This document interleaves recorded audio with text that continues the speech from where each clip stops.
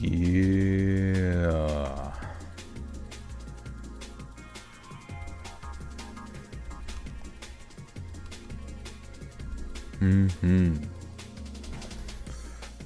You were first, Liz.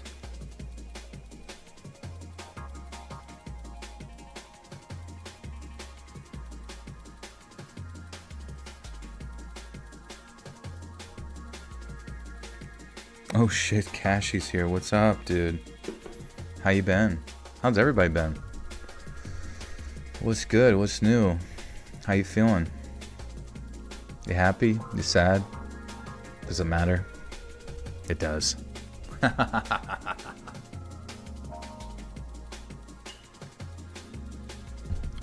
Oh man, you're definitely better. Good. Always get better. Never get worse. Got a hot fudge sundae and footlong hot dog coming from Sonic. This will be good to listen to and watch. That does sound pretty fucking perfect. Davey. That's a pretty good YouTube name, I feel like. Davey Dude.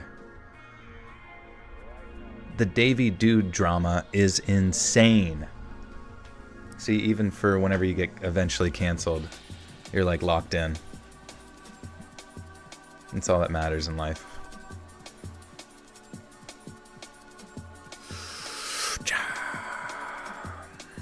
Would you rather clean the same mess in the kitchen every day or not be allowed to clean up the mess at all? That's the difference between a wife and a husband. You're not gonna believe what David Dude said. What's your opinion on? Oh man, you don't even want to hear. You don't even want to hear my opinions on that. It's gonna be like you're gonna be like, what the fuck? And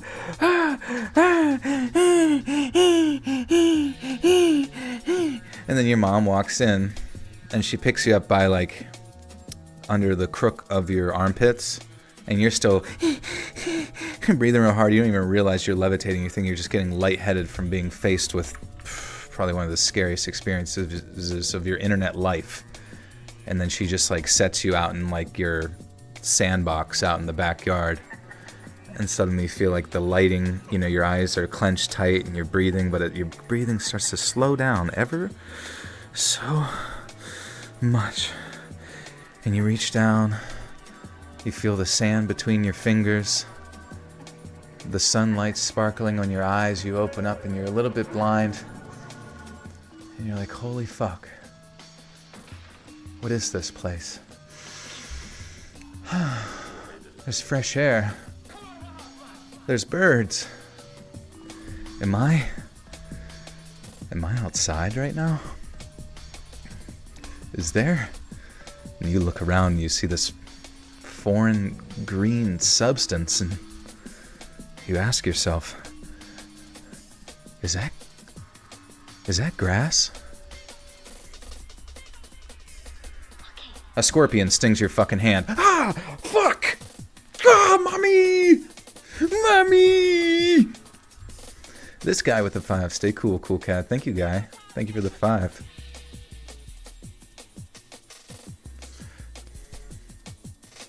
Boom, boom, boom. My boyfriend Jeff Star walked here making that noise until I was watching porn. Well, what do you think you're watching then? There's a lot of categories. Maybe they just found a new spot for me. David, thank you for the 2. Says, hi, Joel, what's up? I don't know, dude. Right now I'm here to record stories about gas stations. If I would have told 6-year-old me this is what I would be doing, that I'd be reading gas station stories when I was older, I would scream that I don't know you. 30 is old. Is it your birthday, Kashi? Joe, I'm going on a date with a 30-year-old Saturday. What do old people like? Any advice? I think they just like you to agree with whatever they're saying, essentially. So just like, don't cause any problems, all right? No, I'm just kidding. I don't know. They do like to talk though. So just say literally anything. Just keep it going. Just keep the conversation going.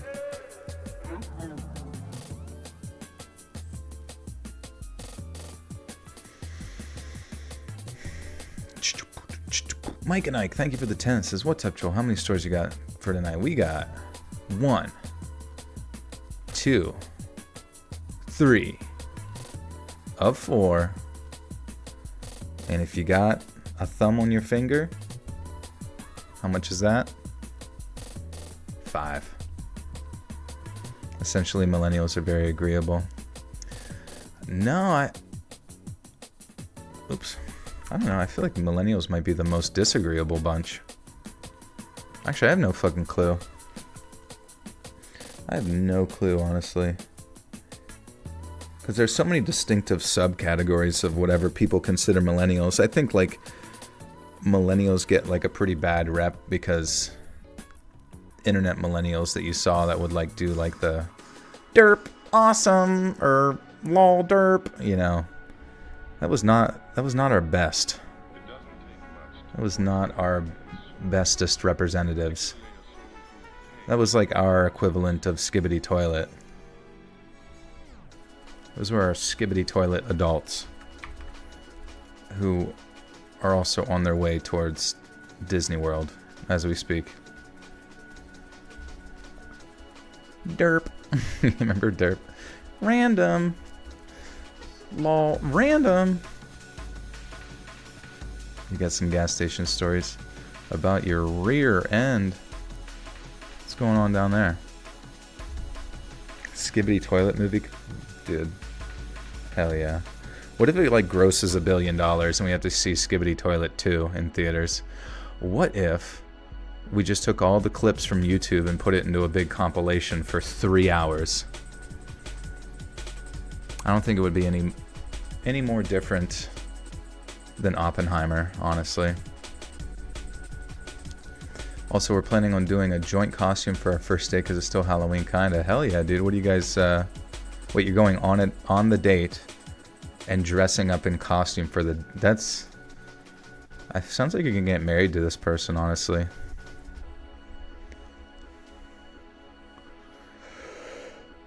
Do you have any favorite bands? Maybe just like Machine Workshop. Have you guys heard the newest indie squirrel scream? Indie squirrel screamo. It's called Machine Workshop. It's kind of like a new age take on industrial plank. The New York Times called it wacky. First generation memes are OG. They are pretty good. Like the one where it's like when you go to the hot dog store and it turns out that the hot dog store is actually the penis crushing store, and they take your penis and crush it into a million little bits. Not good. Not a good situation. I don't think I've ever actually listened to a Machine Gun Kelly song. I wouldn't even know. Charles G with the 5 gifters. Thank you. Welcome. Scotia Lobster. Bassist. EST 2022. Nathan Goodwin. And this guy. You now have access to bonus content. Oh, also for bonus content, what do you guys think about just sort of like once in a while I do like a legitimate interview style podcast for the bonus content? Where like I could interview, I don't even know, maybe like people within the community or something like that. Or I thought about maybe, because since Sam Riding does like the true crime and like the bonus content, maybe I could interview him and just pick his brain on like how he goes about like research and also like setting up his stories for the creepypasta stuff and just all of his other writing. Might be kind of like an easy way to kind of like pump something out.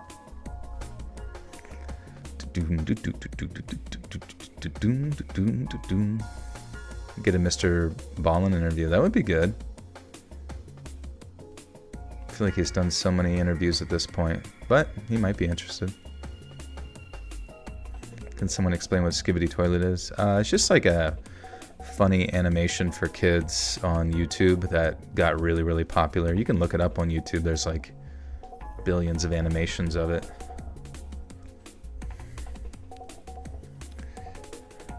Check out the grandma singing the Carnation Milk jingle. Where does one see this legendary piece of media that you speak of? Oh yeah, bonus content, just reading the dictionary. Didn't Mr. Breast at some point read the entire dictionary in his early years of content creation?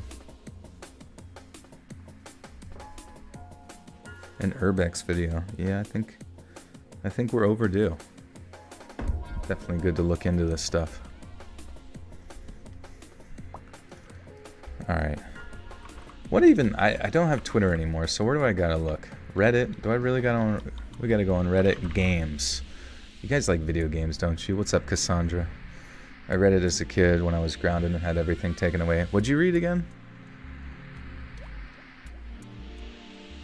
Oh, I forgot what I even said. Nintendo Music announcement. What is this bullshit? Okay, oh, it's just all of their music put onto, like, what? Spotify or some shit? Whatever.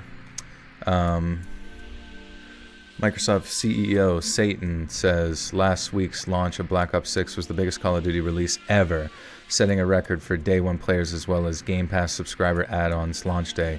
Unit sales. Alright, good to know that we're never going to get anything to ever change in Call of Duty ever, because every fucking time the goddamn game comes out, every bimbo with a fucking bong buys it and plays it and never has any criticisms at all because they're too fucking stoned on fentanyl to ever ask for anything to change. Alright. Fandom layoffs. Why do people post that in our game? I don't care about layoffs, even though I understand the gaming industry is kind of going through a rough time right now. But it's a rough time that I think we need. Podcasting would be really interest. Please cross over with makeup true crime YouTubers. They could do my makeup. Used to read the dictionary for fun. Did you? How far did you make it, Hanny? To the word shadupolis. Squam dibbly. Ubisoft reconfirmed some things about Assassin's Creed Shadows during today's investor call. YouTuber Jaraptor via Twitter. There will always be bugs. Okay, perfect. That's all I need to know to not buy it on day one. Horizon Zero Dawn remastered review thread. Oh, wait. What? Oh, remastered. Jesus Christ, that's all they ever fucking do. Wait, what is this? Little Nightmares 3? No shitting way, bro. See, that's what I like to see.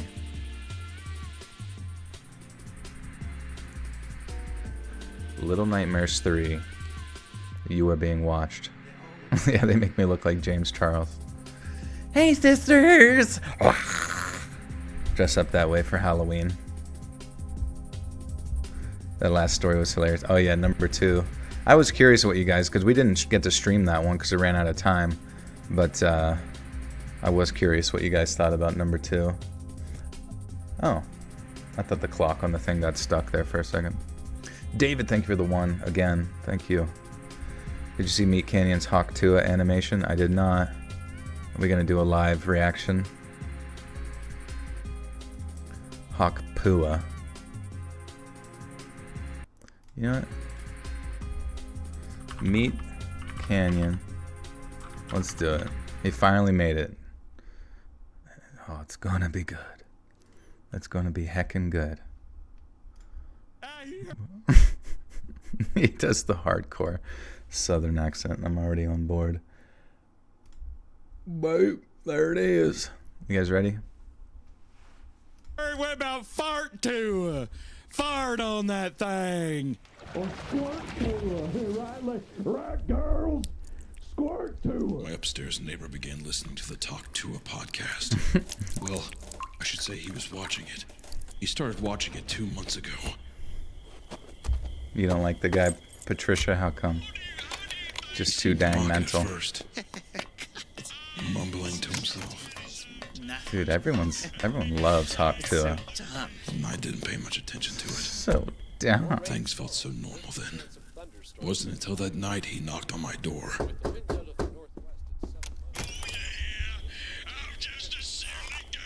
He raised his head along with his phone to look at me. Just a silly girl. Accompanied with a sticky, wet smile. He was showing me the podcast he was watching earlier. You gotta check Annie, out you this don't like Hawk podcast. Tuah? How come? The joke is so funny. How could you not love that face? I can't recommend it enough. Oh, a Hawk Tuah thing? It's just the dick-sucking joke, right? You think it's just that, but then she talks to you. She speaks to me, at least. She saw through me. Yeah, I don't know. I mean, I could see my soul leave my body. boys.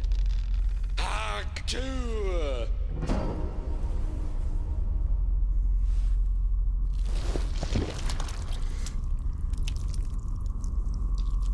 You are lost, but can easily be found. Fart Tuah. Spill from your mouth the essence of truth, and it will set you free. It does look like Logan Paul, yeah. Forth. Fill your chalice with truth.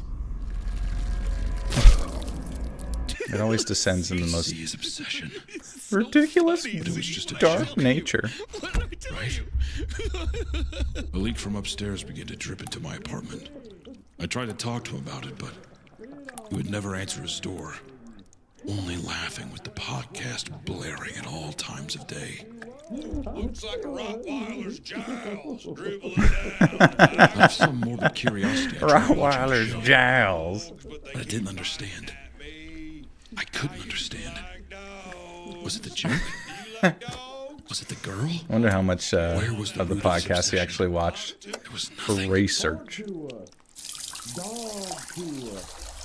Dog Tuah. Meow Tuah. Every variation. Also about pussy, but not about the lady kind, more about the little fur baby kind. I don't want Andrew kids, Batts, though, welcome back for because 7 I months. think that the world Do the is show in a full of Jordan pussy. Peterson voice where we get down to brass toxins and get serious. I have like 5 different doctors that prescribe me Xanax. I think he's off of the benzos. He had to go to like Siberia and get fucking put in a coma just to fight through the withdrawals of that shit. Very, very dangerous. One day, the laughing stopped. Surely there had to be some Is he reason. drooling?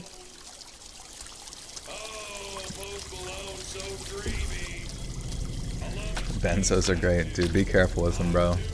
They are quite easy to get addicted to. And then you'll never sleep again. Unless you listen to Let's Read, of course. Spit on the... Oh, he's actually spitting on a thing. The salivary glands. Oh my god.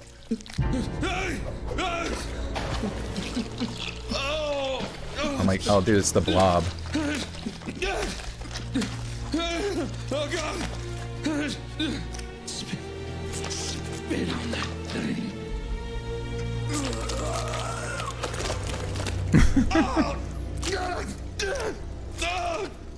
Brother, brother.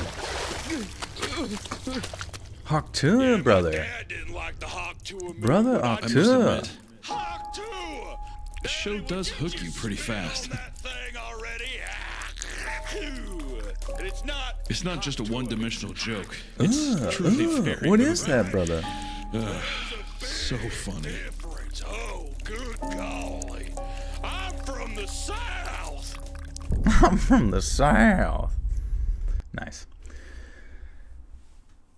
Yeah, I mean, it's like you make, I guess that's like the formula. You make fun of the thing, and then it sometimes gets into like a deeper meaning of sorts or something like that.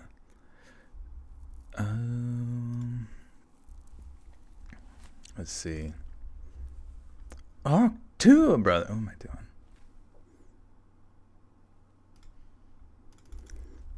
doing? What is his name? Fucking, yeah. Little Nightmares 3. Let's go, baby. You're being watched. This is what I wanted to see. Why do people like benzos? What are the clinical effects? It's just like anti-anxiety, chills you the fuck out, knocks you out kind of thing. But a lot of doctors don't really like take a second to realize how dangerous they are, essentially. Because the second you get off of them, you go through like withdrawals that are just as bad as alcohol or heroin, where you can have like seizures that can kill you and all sorts of other fluctuations, lack of sleep that can drive you insane. It's really, really fucking rough shit and should be monitored heavily by a doctor if you do have to get on it. Peggy 16. And we don't really have like very good rehabilitation systems here in the United States for it.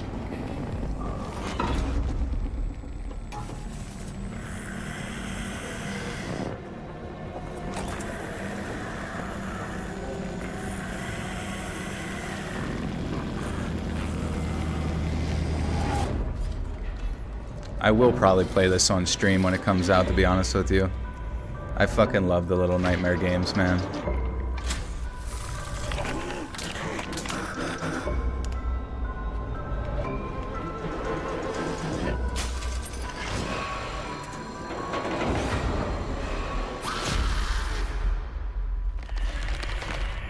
I guess this looks like it's gonna be co-op too.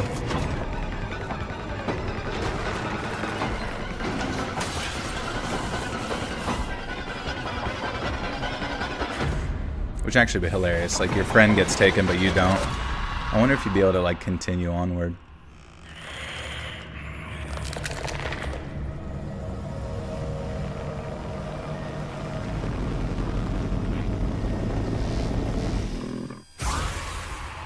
Oh my god, I gotta shit myself. Little Nightmares. First person horror scares the crap out of you. Yeah, Cashy, I think I'm going to be doing like some sort of first person horror game here. I don't know which weekend it will be because this is kind of a busy weekend with Halloween and stuff.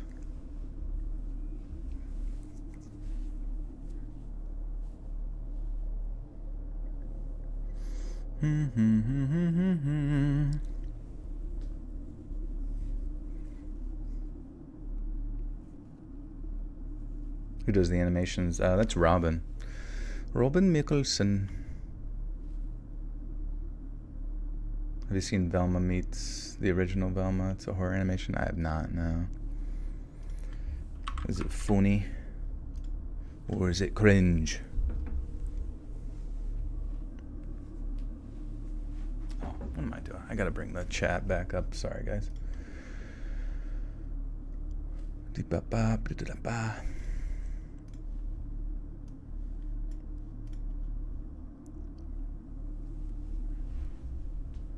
There's a ghost in your astronaut soup. Okay. Hawk Tua, guys. Hawk the frick Tua. Let's get locked in. Help William with advice. If I stay in Boston, I might not be permanent as an engineer, but Princeton offers to be. But yeah, I think you mentioned this last time, and if you're guaranteed, I think we said last time that you were supposed to like let them, just let them know, as a way of pressuring them. Say like, hey, I got a full-time position over here. I need to know if I got a full-time position here, here versus there. And you have till X amount of time. And, as long as you haven't signed a contract to either of them, you're not locked in to said place or whatever. So sometimes you just got to leverage what you do have against what could be, or what can be to what you do have, etc., etc.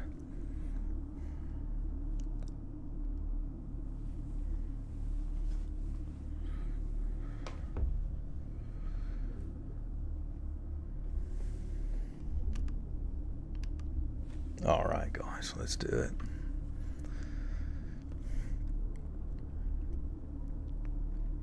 Last November, I turned off the highway into a 2-pump gas station in the middle of nowhere at around 1:30 in the morning. I guess I was kind of blinkered from how tired I was because I drove my car up to the pump and everything seemed as normal as could be.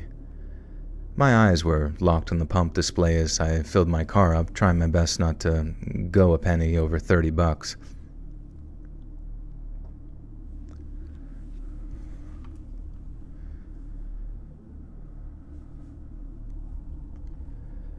I guess I was kind of zonked from how tired I was because as I drove my car up to the pump, everything seemed as normal as could be. My eyes were locked on the pump display as I filled my car up, trying my best to not go a penny over $30, so it was only when I walked over to the kiosk to pay that I noticed something was off. The first thing that got my attention was how there was no one manning this kiosk. At first, I just waited, thinking the employee was just taking a quick bathroom break or something of that nature, but then as I started to look around, I realized the driver of the car at the pump in front of me was nowhere to be seen either. They weren't in their car, and they weren't inside the convenience store. So my first thought was how the driver and the gas station attendant must have been both in the back of the store, I guess. And I got this momentary chill, thinking that I might have gone and... No skibbity. I haven't accepted anything yet. It's documentation phase right now. I lived in Boston since 2013, always work and study, but I've always wanted a chance. But did not expect the sudden move. Well, you know what? Here. Okay. We're going to ask ChatGPT to figure out your problems, because, you know, if you think... Okay, recently I heard this thing that actually made a lot of sense. In life, when someone has... Hey, Sarah. When someone has potential, right? If someone's ever told you you have potential, what they're really saying is that you're nothing, right? Because the difference between having infinite potential and just choosing a direction to go is infinite growth, right? Because going from 0 to 1 is way better than going from potential, which means nothing, to continuing to have potential, which means to continue to have nothing. So I would say make a choice. And like I said, I'm not even gonna ask ChatGPT this, because I think you get the idea. Just, you have your current thing going on that you want to maintain, but it hasn't been given to you yet. You have the other thing coming up. And I would just, you don't have to be entirely truthful with the people that you're currently working for, and let them know that you do have an opportunity elsewhere opening up. Obviously, they might want to see something, but if it helps to sort of get the wheels greased a little bit, and them kind of giving you a position there so they can keep you, it might be something good to, lay out on the table in the negotiation sense. Hawk Tua, brother. Hawk frickin' Tua.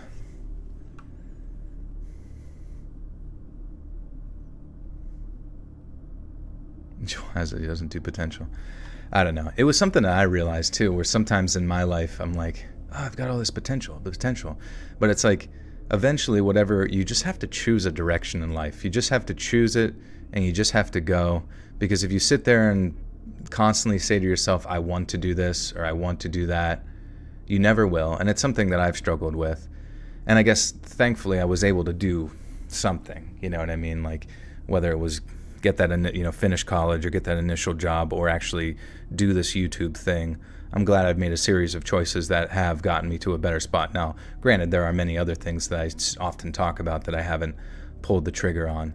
But just advising you, individually, as people, do not linger in potential for too long. Just make a choice, whatever it might be. And just so you could at least down the road say, at least I made a choice. The position at MIT started as a senior this April, making $102K, but Princeton offers $116, and it's not a senior position, meaning there will be more growth.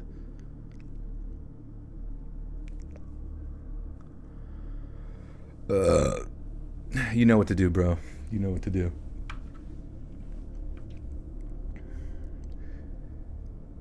I got this momentary chill, thinking I might have interrupted a robbery or something, and I was suddenly very hesitant to knock on the glass or call for service. I remember turning to check the car parked and... I remember turning to check out the car parked in front of me and thinking, if it's a Honda, then I'm getting out of here. But it looked to me like it was a 2011 3 Series. Now, if you don't know cars, Hondas are easy to steal. BMWs, on the other hand, not so much. And while that didn't completely preclude the possibility that there was a robbery in progress, it reassured me enough that I started knocking on the glass and asking if there was anyone there. I knocked once, and then twice, and then after the third time, I knocked on the glass in as many minutes, and it hit me that something highly unusual was clearly going on. The thirst.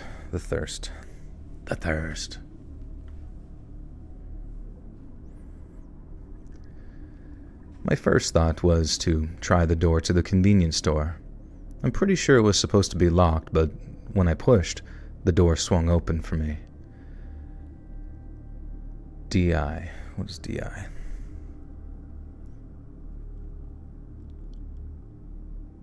Oh, maybe there's no D there. Okay.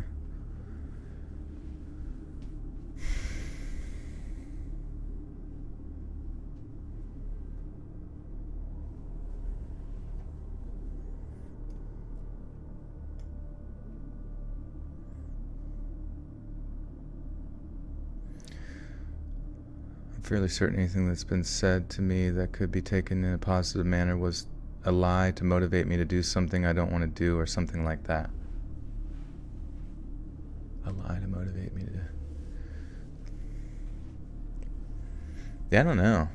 I guess if that other place hasn't offered you anything yet, and you don't want, it sounds like you don't really want to stir the pot. And honestly, sometimes that's okay. Some people don't have the personalities to, like, do, things where you pressure or, like, stir the pot that way, or change a system that's not, like, automatically in place for you. And that's fine. That's just how it be. But, yeah, I would, just go to that position. Just leave. Go there. See what life is like somewhere else. If you don't currently have a girlfriend or any family in your current spot, and you got an opportunity somewhere else, just look at it as like a little adventure. And then while you're doing that little adventure, you can just think about other little adventures you could eventually go on. And, wherever you're supposed to end up in life, you will be there, either by choice or by accident. If I stay, I might lose everything, but if I leave, I'd start from zero over there. One thing is that I'll be a decision maker. Here at MIT, I have coworkers. Well, yeah, if you're also looking for that autonomy as well, then that might be really good for you, and it might even outweigh money in some fashions to have that degree of freedom and choice. So I say go for it. Head to wherever you said you were heading. Jump on the train to Hogwarts and go. Imagine if Harry Potter never went to Flogflorts. He would never have gotten to wrestle with Ganondorf. And then none of us millennial kids would have anything cool to say about ourselves in our dating profiles, about how we're part of House Smorglefarts. Imagine that.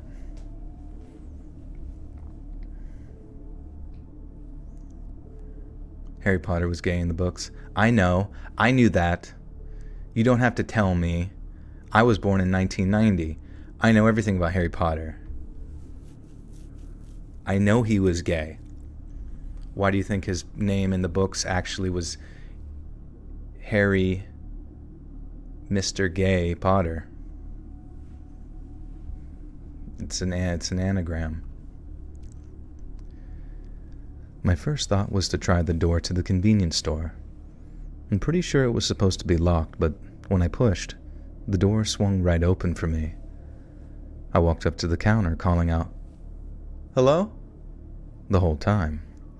And then thinking there might have been some kind of medical emergency, I jumped the counter and took a look around the back of the store. There was a bathroom and a storage room and a small office, but all three were unlocked and empty. Then and only then did I realize that the entire gas station was completely deserted. I checked around the back just to be sure, but I figured that there'd be no one there. And then once I was 100% sure something seriously weird was going on, I pulled out my phone and got ready to dial 911. I was still 100% sure. Was it? I was still 100% sure what to do, so... Or was it I was not?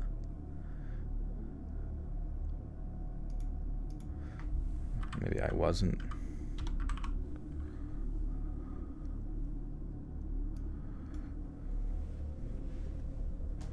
Yo, Mr. White, you heard of Harry Potter? Jesse. Yeah, I fucking heard of Harry Potter. Do I look young?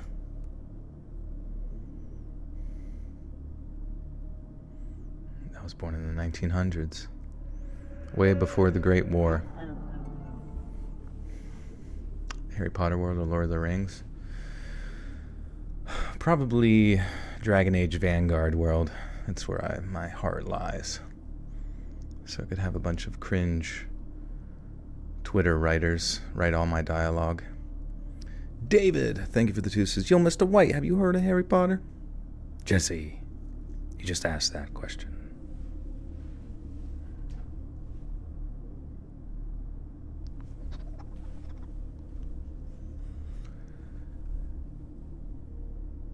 I wasn't still 100% sure what to do, so I called out hello again, but much louder. And when that got no response, I called the cops. I could tell that, at first anyway, that the dispatcher thought that I was just some jerk customer who was angry my gas station attendant wasn't there when I needed them. But once I properly explained that there was literally no one to be found, anywhere on the premises or elsewhere, she started to take my call a little more seriously. She asked where I was, and when I told her, she asked if it looked like there had been a robbery. I remember asking, how the hell would I know? But she explained that if there had been a robbery recently, an employee might still be hiding somewhere. And I felt this sort of twinge of frustration because, like I said, I'd looked probably everywhere except the dumpster around the side of the gas station.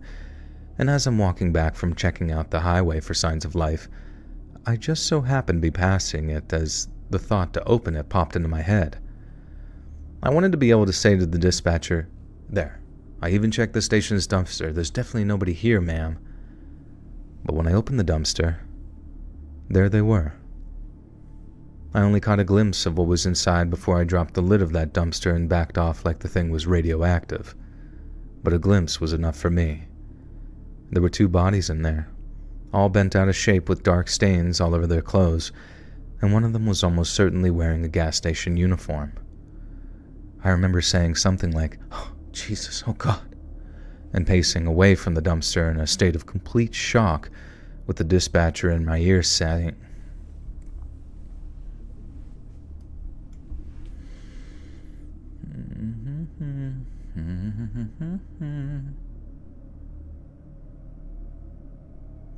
I invented myself on all the projects I worked on at MIT. Literally everyone on my team asks for me everything when it gets broken.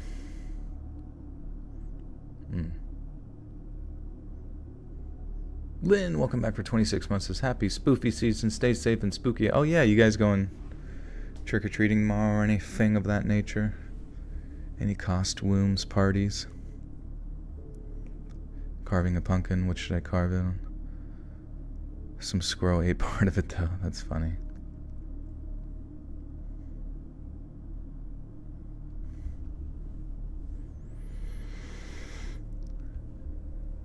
I remember saying something like, oh Jesus, oh my God, pacing away from the dumpster in a state of total shock with the dispatcher in my ear. Sir, tell me what's going on, sir. And I told her, they're in the dumpster. Jesus fucking Christ, they're in the goddamn dumpster. The cops arrived in about 10 to 15 minutes, and by then I'd run off near to the highway to puke up all the contents of my stomach.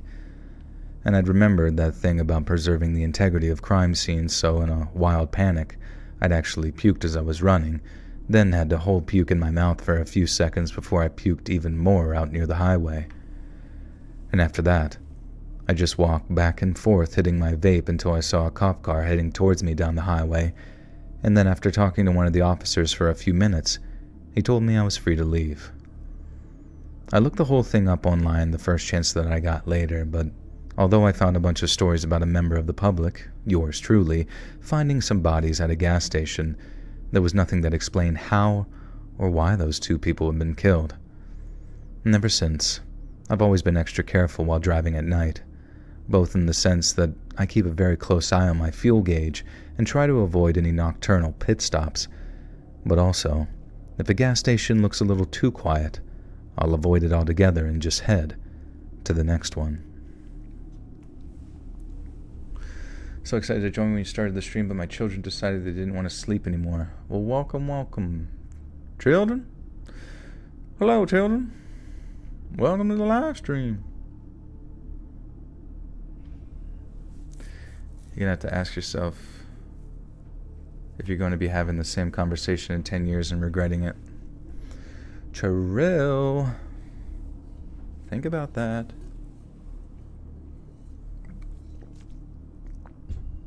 Because you can always return to what you've known before, or you can even look back on it and probably, due to your confidence on how you got there before, sort of calibrate to recreate that in some fashion. Your dating app says, all your bases are belong to us. All your base are belong to us. All your base.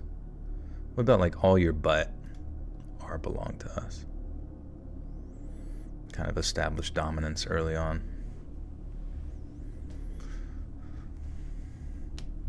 Oh, there's Snow. What's up, Snow? Any new sci-fi visions of the future? Dystopian perceptions. What's up, Daphne? Joni, where you been? What's going on? A friend of mine told me if I don't go, I would always be wondering what would happen what if. For show. Tell that friend I said for show. Would you rather live in Amazon jungle or a Siberian wilderness? Oh, I don't know much about the Siberian wilderness, but I do know the Amazon jungle has a few creepy crawlies that I ain't too much a fan of. I think I would do better out in the cold. Thanks for helping me sleep. I deal with night terrors, but your voice stories help me sleep. Oh, that's good. I'm glad. Been sleeping like a loser? Hey, no worries. I feel you. I've been going into hibernation mode, getting ready for winter a little bit, and it is tough sometimes if you don't have somebody jumping on your head to pull you out of bed. Get the fuck up.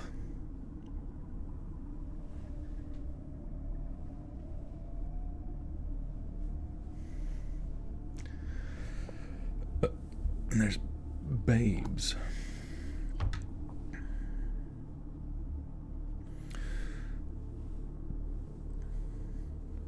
I don't know, there's something about the cold that I really like too, like the lack of bugs. Because honestly, that's probably what ends up killing you, is just the random insects, even just the mosquitoes and whatever random terrible disease they transfer to you. At least in the cold, you can lay down your sleeping bag pretty much anywhere, especially if it's fresh pow, and you got a nice little sterile snooze station.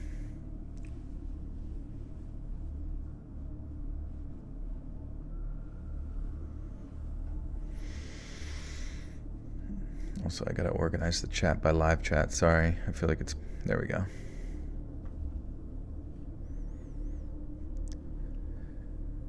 Back when I was in my senior year of high school, I used to work weekends at a rural gas station here in my home state of Nebraska.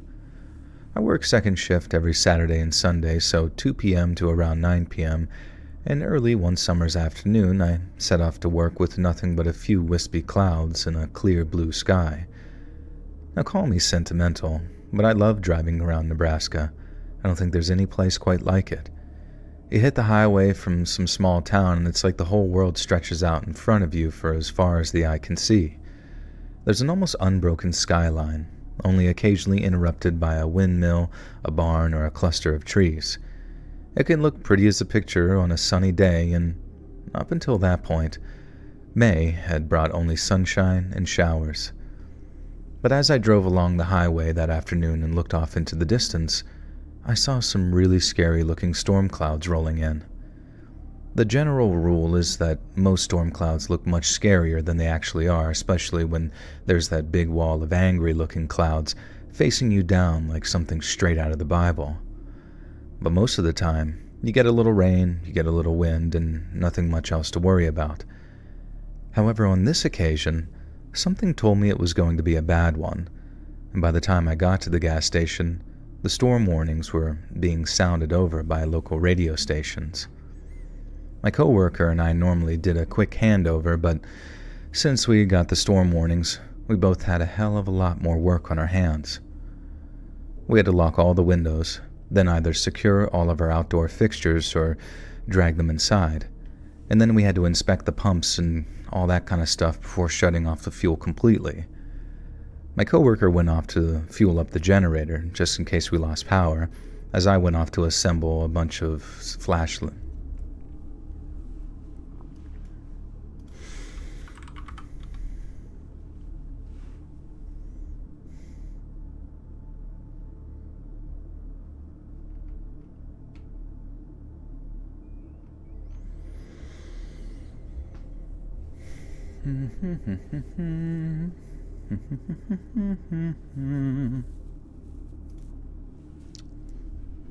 Tornadoes that hit at night are 2 times as deadly as daytime storms. I guess that makes sense. You can't tell what the fuck's going on. You don't even know where to run from it. I'm one of the weird ones that very much gets excited and super hyped for tornado season. There's no explanation on why it happens. Oh, you just enjoy it. You just want to be entered to the eye of the storm. Finger of God.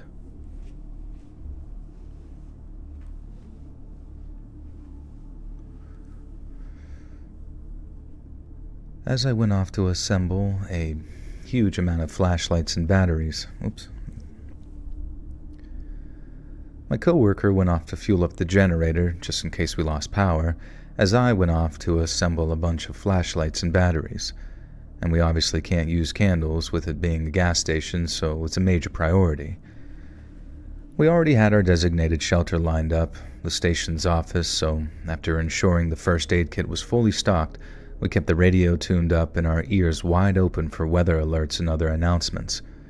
We figured people would stay home and we'd be in for a pretty turbulent but relatively lonely shift, but we were wrong. One by one, 3 cars rolled into the front over the course of about an hour, 2 driven by single people and the other containing a mom and her 2 young daughters. Wherever they'd been, the path home led directly through the storm, so instead of risking their lives, they came to us and begged for shelter. And we couldn't say no to them. We weren't exactly equipped to shelter that many people, especially not overnight, but there was just no turning them away under these circumstances. We let everybody help themselves to drinks and snacks if they were hungry, mainly to try and calm their nerves as the incoming storm got worse and worse. And boy, oh boy, did it get worse. We all stayed relatively calm until we heard the tornado sirens going off. I'm pretty sure all the grown-ups there had heard the sound before, but it scared the hell out of the younger woman's 2 daughters, who started screaming and crying and begging their mom to take them home. Then, when stuff started flying off of our roof, a piece of debris hit one of their cars, and the sound of the alarm made the kids cry even harder. And the poor things just didn't understand what was happening. It only took a few more moments of stuff falling off of our roof before we knew that we had to find shelter in the station's office. There was just enough room to fit everyone, and thankfully, with the office shielding us from the sound of the sirens and the howling winds, the 2 little girls started to calm down a little. But when something flew across...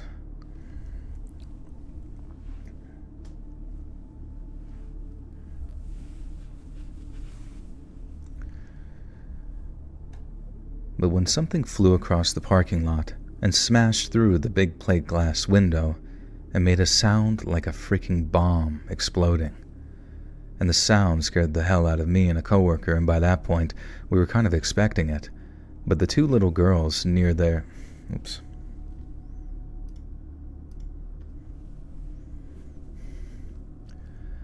but the two little girls nearly lost their minds. They must have thought the whole building was coming down, and so did one of the single drivers, because as the girls started shrieking, she had some kind of panic attack and tried to run back to her car. Once we realized what she was trying to do, my coworker lunged at her, telling her how going outside meant absolute death, and she wouldn't listen.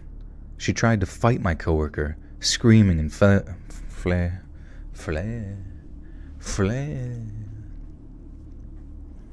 Would you rather own a talking goldfish or flying horse? Probably talking goldfish, honestly. I have no business to be on a flying horse. It's so warm in Texas, I'm still snorkeling daily. You're going snorkeling, that's awesome. Yeah, it was hot as fuck today. It was like high 60s, 70s. It's supposed to be like 80 tomorrow, which is insane. 80 on Christmas. Honestly, I'm not complaining, but it's just crazy. Yo, Shorin, what's going on? How we doing?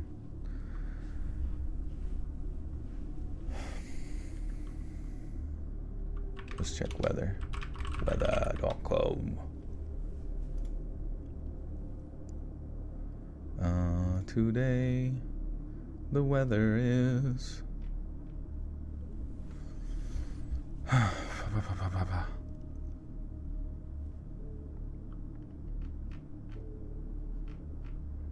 Fuck. What? Dude, why is the weather shit so fucking convoluted?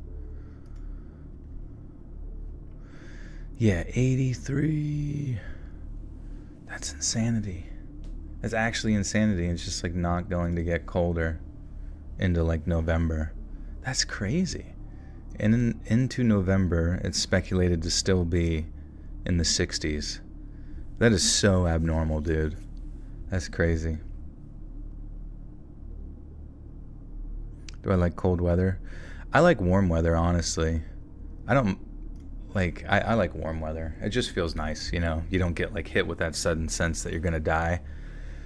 But it's very, very abnormal here to be that that warm, that vom. Let's go to New Jersey. What's going on in Jersey?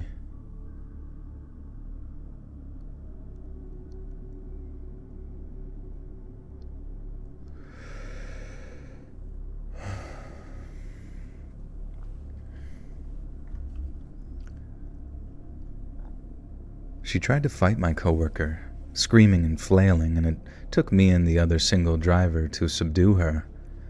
The little girls were screeching so hard they could barely breathe, watching as she struggled a little more and then just burst into tears. Then and only then did she stop struggling, as she cried and told us over and over again that she was sorry. We rode out the storm together for the next few hours, and I remember how the thing that really united us and kept us from getting too frightened was the goal of keeping those two little girls from screaming themselves completely purple. What?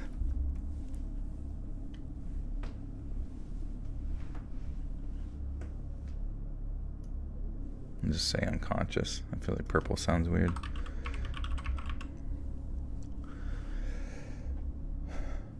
Rains 9 months a year. Oh yes. I don't know. I mean, at least here it's like fucking 6 months of winter.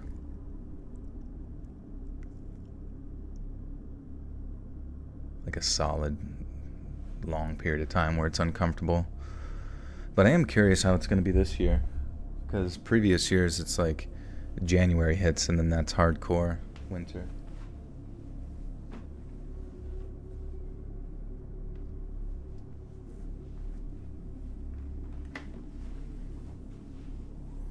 Yeah, Pennsylvania.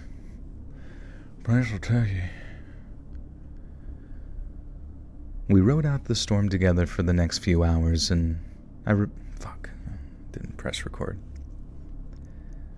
We rode out the storm together for the next few hours, and I remember how the thing that really united us and kept us from getting too frightened was the goal of keeping those two little girls from screaming themselves unconscious.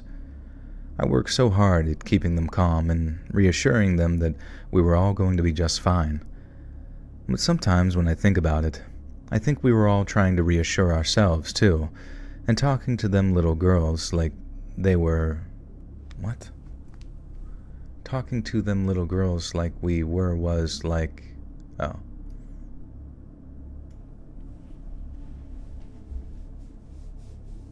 You're gonna visit me. Don't do that.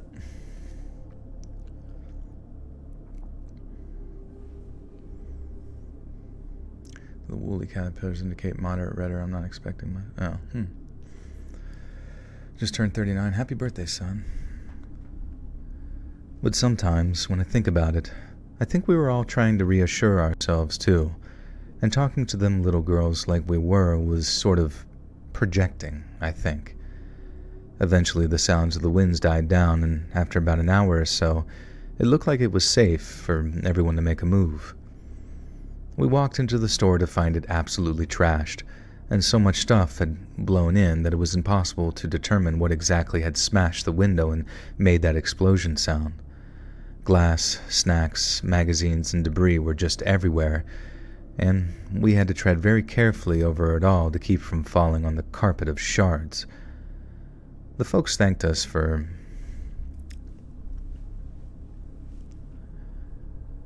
The folks thanked us before they got into their cars, especially the young mom who thanked us.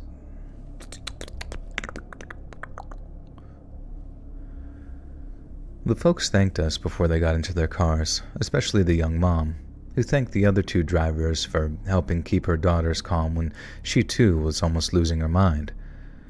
After that, everyone except me and my coworker went their separate ways, leaving me and him like, what in the hell did we just go through?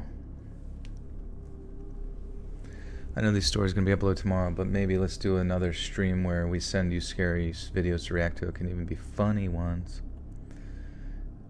Perhaps you could post them on a Reddit. Maybe you found some scary videos and you want them reacted to. r/let's read official.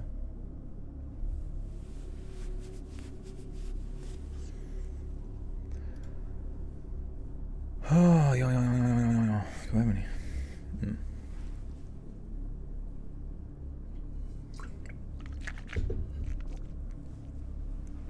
Well, I don't think you can link things in the chat on YouTube.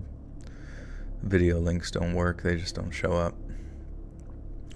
I'm gonna listen to your song while doing cardio, so I get the fight or flight response. I'm gonna run away from the danger. Which one's that? The fucking Thanks a Millie song? Yapping and clapping them cheeks. Clapping her cheeks so hard she got me yapping. Alright, story numero 3.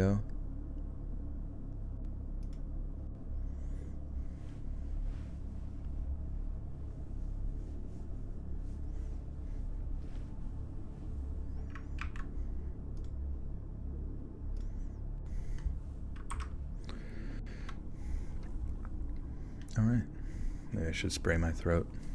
Throat spray! Turning up the AC means make it cold.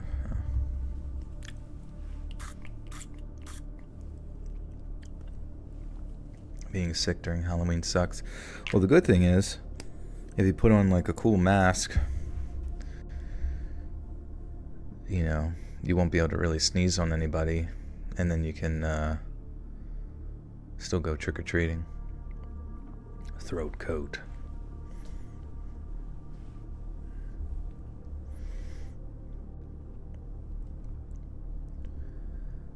My name's Laura. I'm in my 30s, and I'm from Leeds in the north of England.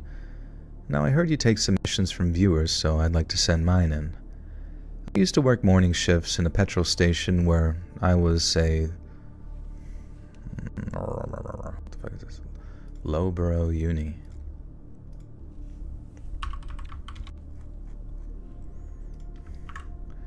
Loughborough. Loughborough. Loughborough. Man, they say borough so fast. Loughborough. Loughborough.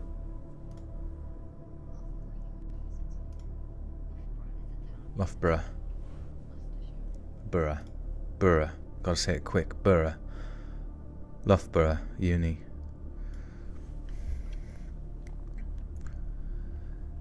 I used to work morning shifts in the petrol station when I was at Loughborough Uni. Any day I had afternoon lectures, I'd get up at 5 o'clock in the morning, work from 6 till 12, then I'd get the bus to uni in time for my 1 o'clock lectures. It was quite a good gig, really. After the morning rush, the last 3 hours or so were usually quite quiet, and if the boss wasn't around, I could sometimes get away with just chilling in the office and reading a book in between serving customers. One morning, a Tuesday it was, a man walked into the petrol station who had to be in maybe his 40s or 50s. His appearance grabbed my attention right away because when I looked up from my book, I saw that he was the spitting image of Mark Bolan from the cover of T-Rex's album Unicorn. My dad, God rest his soul, was a big T-Rex fan, and I used to flick through all of his old LPs when I was a kid. I always found myself transfixed by Mark Bolan. I guess I gotta look how to say Bolan. Bolan, probably Bolan, Mark Bolan.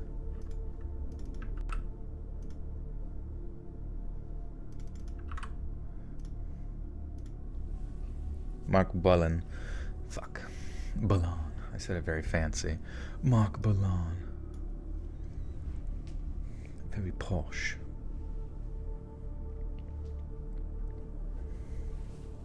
Kind of a vocal hug. I'm a huge blowout with my roommate and found out I'm stuck with her for the next 6 months and I'm hurting. That's tough. Yeah, I mean, I guess to make the next 6 months bearable, you're probably gonna have to find a way to make amends, I suppose. Throat spray. Yeah, it's pretty sweet. It's called Vocal Ease. Fast acting relief, supports a healthy vocal response. Great honey taste, natural throat spray, honey, echinacea, and ginger. Soothes, hydrates, protects. Herbal supplement, 1 fluid ounce, 29.6 milliliters. It doesn't seem to have any calories. Whatever.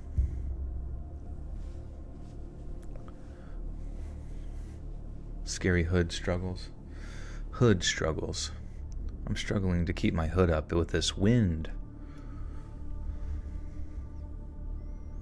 I have roommate horror stories, right?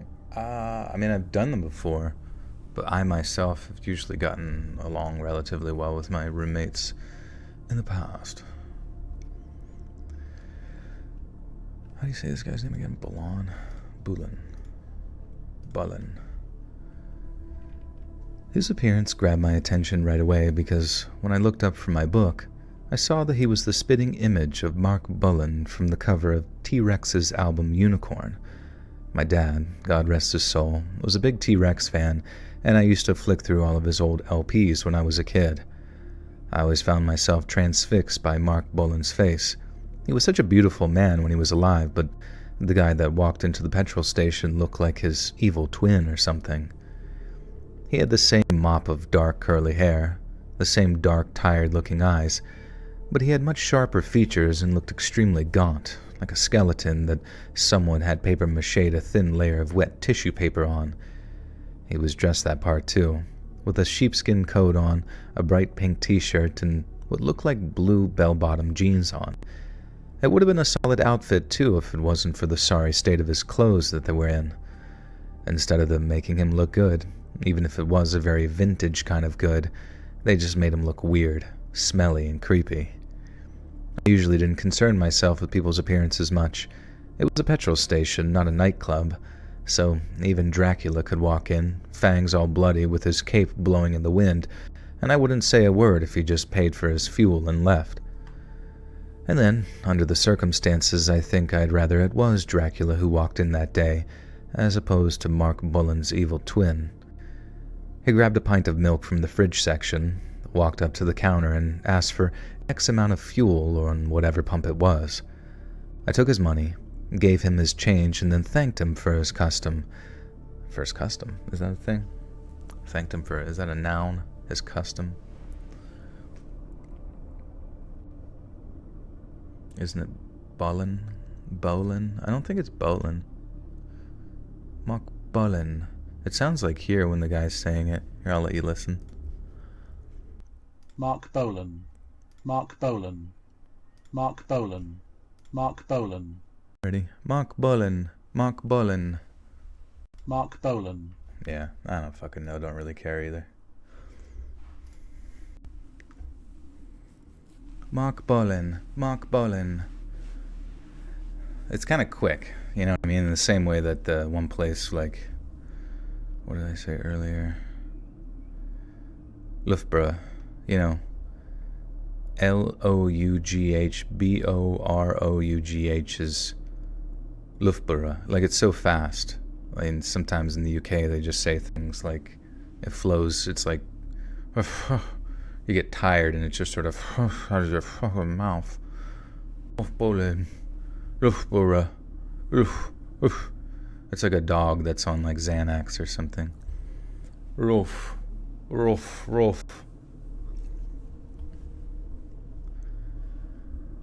I took his money, gave him his change, and then thanked him for his custom. 99 times out of 10, a bloke would just say, "Cheers, love," and then off they'd go. But Evil Bullen stayed by the counter, looked at me, and then said, "You're a pretty young lady, aren't you?" And to say my skin crawled would have been the understatement of the century. I'm not great at taking compliments as it is, which I know is a big me problem, but when the compliments come as greasy and creepily spoken as Evil Bullen's, it knocks me pretty sick.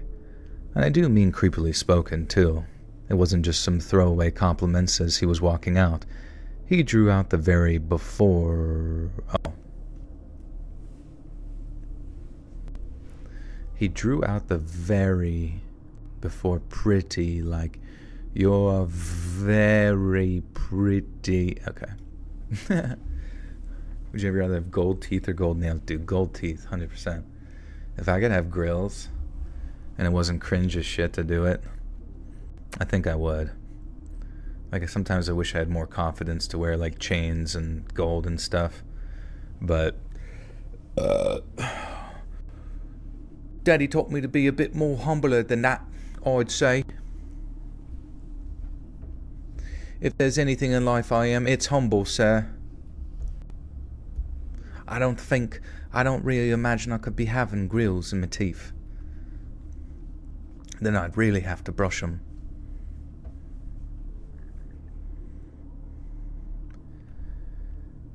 He drew out the very before pretty, like, "You're a very pretty young lady, aren't you?" And the "aren't you" was all squeaky, like he was talking to a kid or something. And I get that we had a big generation gap between us, but I was a grown woman, not a child. Now, even back then, I knew better than to talk back to a stranger like that, and it's not worth the risk. So instead of being lippy with him, I said, "Thank you," in a polite but very reserved way, and then stepped away from the counter to make it look like I had work to do in the stockroom. It was a trick that I'd used once or twice, a gesture that said, "I'd love to stop and chat, but duty calls." And for the most part, the men attempting to flirt with me took the hint and made their way back to their cars. But in Evil Bullen's case, I turned my back on him and he immediately asked, "Where are you going?" And with as pleasant a smile as I could manage, I turned back, and I was about to tell him I was off into the storage room to carry on my stock count, always a solid excuse, when he said, "Don't walk away from me. I'm trying to talk to you." And there was just a hint of aggression creeping into his voice when he said it too, just enough to get me thinking, uh-oh, this guy's going to be a problem, isn't he? I started explaining that as much as I'd like to stop and chat, I had work to do. My exact words were, "I'm on the clock," to which he replied, "Well, I'm a customer," and then started telling me how he didn't often get to talk to a girl as pretty as me, so he wanted to make the most of it. I tried telling him that as much as I appreciated the compliment, I'd get into trouble with my boss if I didn't complete my assigned workload. Evil Bullen just waved away my concerns and then told me, "I'll deal with your boss if he complains." And then just as I was about to reply, he told me, "I wish I was as pretty as you." I know some of you might be thinking I'm a bit of a full-off... What?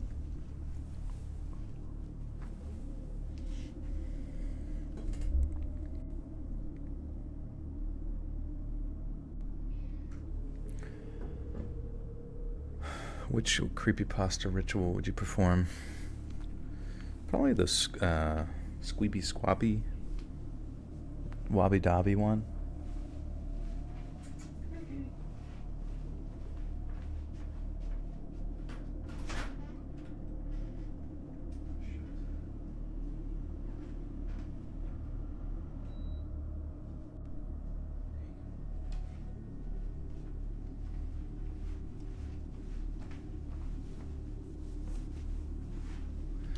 Okay. Am I dressing up? I'm all dressed up right now. I'm dressed up like Blade. Full leather garb and sword.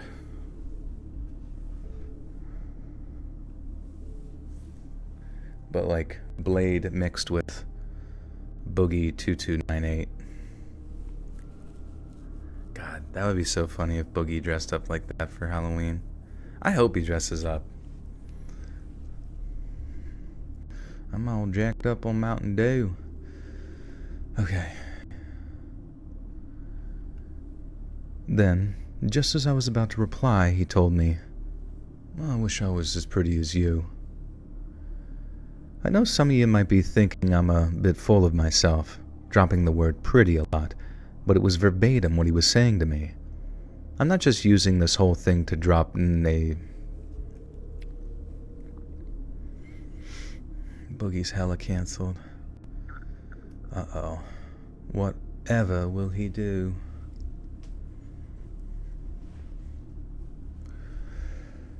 Would you rather get stalked by Slender Man or Jeff the Quiller?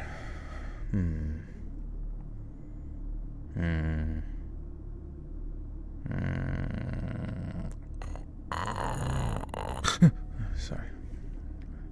Probably Slender Man. I'm not just using this whole thing to drop a not-so-subtle humble brag, and also I'm bad at handling compliments as it is, but for a grown man to say I wish I was as pretty as you in this slimy, lecherous way was just this whole new level of cringe for me. And in response, the only thing that came to mind for me was to say something about how inappropriate that was in a professional setting, and while I was sure his intentions were pure, self-preservative. And while I was sure his intentions were pure, self-preservative flattery, by the way, I didn't appreciate him commenting on my appearance.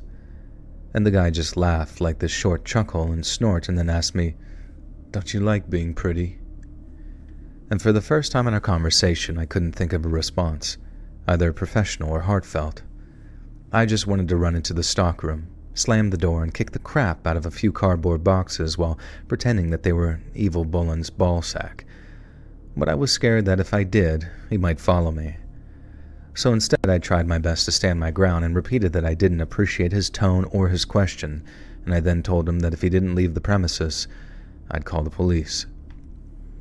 A little bit more of that aggression crept into his voice, and he asked me, "What? You really gonna call the bloody police just 'cause someone called you pretty? Are you taking the piss?" I didn't even want to engage with him, so I just asked him to leave and added some preemptive thanks to make my point. There was a bit more to and fro with him saying how he was a customer and wasn't going to leave, and then when I pulled out my phone as if to say, "I really am about to call 999, he says this, "You know, if I looked like you, I'd just stay at home all day without a stitch of clothing on, just staring at myself in the mirror." And to this day, that's still one of the most skin-crawlingly creepy things a man has ever said to me, and at the time, I was so angry I could have screamed. But I tried my very best to keep my cool, and just asked him to leave again.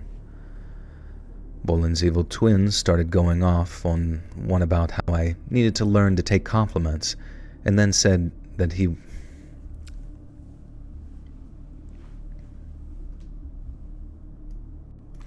Someone told me that since 2013, I have not had a serious relationship in Boston. Perhaps in New Jersey I'd find someone. Fear is that I spent nights fixing stuff at my current job. Hard to leave it. Yeah, man, I think you're living too much in fear. Just pretend that one day you'll die, you know? And that no one's going to care.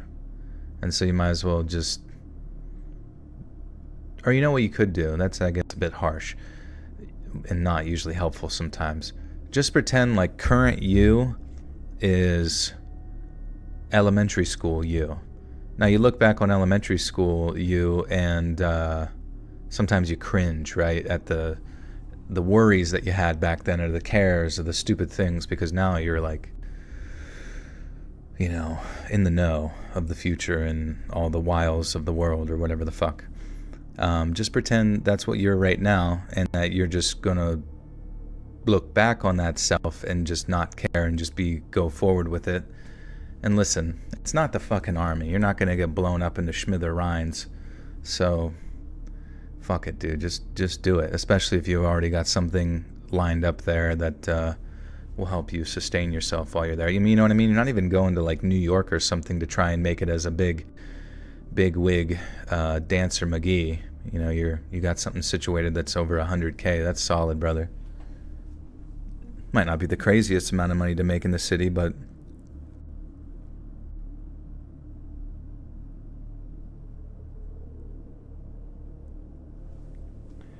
it's livable for sure. Saw two ladies get into a fight today at the grocery store because the one lady was wearing a shirt that said Alex Jones did nothing wrong. It's funny. You know, if ever I was the guy that wanted to divide the population, you know how I would do it? I'd come up with 2 political parties and make it so that all of it gets summed up into zeros and ones and black and white, and force everyone to either identify heavily with one or despise the other so much that you can't help but unify yourself with the other. And no matter how much they bitch and complain, nothing ever gets done to change said situation or said binary system, and so that eventually the population gets so fed up they end up projecting their anger onto the other members of the population who also had nothing to really do with anything, and then they would just fight for no reason. It would be so fucking easy. It would be so easy to divide all of you, make you dislike each other, make you fight over nothing. It would be funny while I did it too.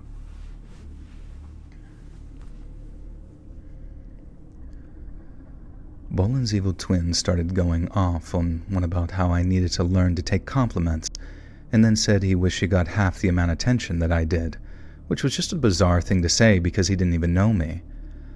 I just kept asking him to leave on repeat, assuming it was just a matter of time before he ran out of steam and did leave. But he kept going, and going, and going. He started saying something about how depressed I'd be when I got older and lost my looks. How, once they'd been taken away from me, I'd be nothing but a pathetic, undesirable waste of oxygen, and I'd end up sticking my head in an oven. This guy was off his rocker, and that comment really pushed me close to the edge in terms of just snapping and screaming at him. But I just grit my teeth and repeated myself for the umpteenth time that he needed to leave. And that's when he said, "If you don't want the attention, if you don't like being pretty, then I can make you not so pretty if you want." And the threat immediately silenced me, but it didn't paralyze me. And the second after he said that, I brought up on my phone that I had dialed the police, and then I asked for them. The guy did like a sort of fake, outraged laugh, but then his voice changed almost completely. It went from a sort of sneer to a very deep, guttural growl. He said if I had such a big effing problem being pretty, he could come over the counter and smash my face in until I didn't like him. Jesus. Yeah, this guy's nuts. Would you rather have an Aussie or English accent for life? Probably English, honestly. Yeah. Just because, like, the Aussie one, it's not bad, but it's not, like, iconic, I guess, in the way that certain American ones or English ones are, you know, at least depicted in cultural media. And when I heard it, it's not that it was bad, and I did enjoy them, very much so, but it was always, yeah, it's up here, everything, yeah, oh yeah, mate, yeah, mate, yeah, you're supposed to take everything we say seriously, oh, for sure, oh yeah, oh, no worries, No issue with it though. Just not. Maybe I just need to watch more movies with it in there, and then I might like it eventually. Hey Sarah, what's up? How's Pradeep? He's good. I had to let him out into the garage.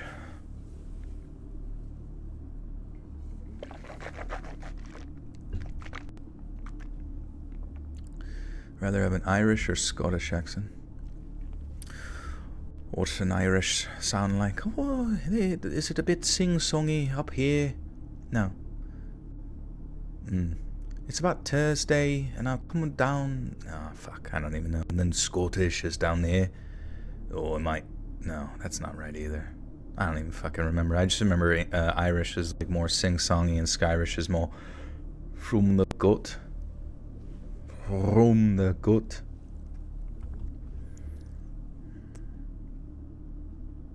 But I think Irish, honestly.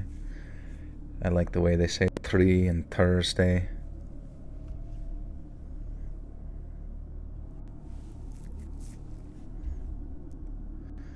It's your birthday today, and I just picked myself up your first acoustic drum kit. Nice, dude. Happy birthday.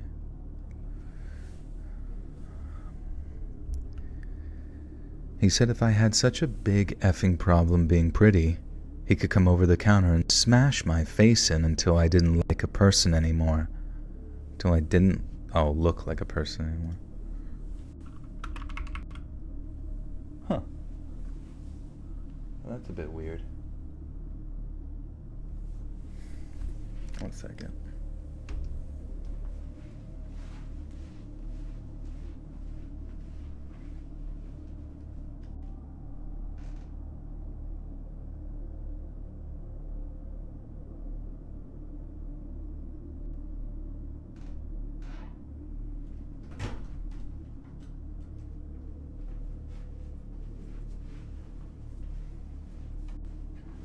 That was weird. I saw Pradeep was back in, and I look over in through the garage, I could see that the motion sensor light, like Pradeep was looking out there, and I saw that the motion sensor light in front of the garage was on, and he seemed concerned or whatever. So I just closed the door. That's the best way to deal with problems, just shut the door and ignore it.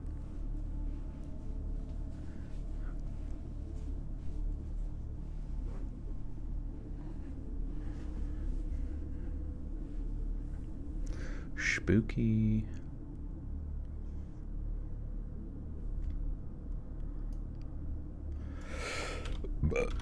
Alright, sorry. Would you rather win $10 million tomorrow? Or no taxes for life? Probably no taxes for life. That would be fucking sick.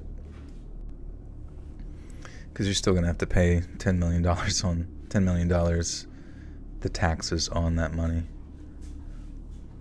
My God, Pradeep's digging around in his shit box right now. What's up, Pink? Doo-boo. I'm doing good. Transylvanian accents are sexy. Yeah, I wonder what that sounds like.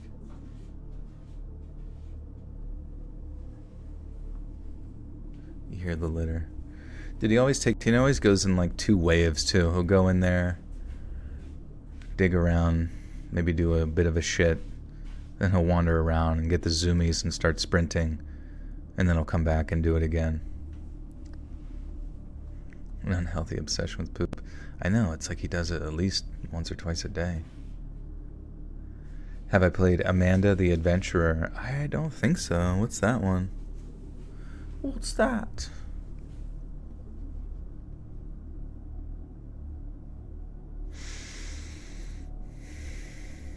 I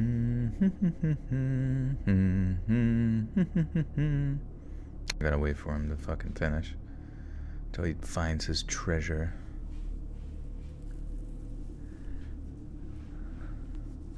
I honestly think the future of games is just indie games, honestly.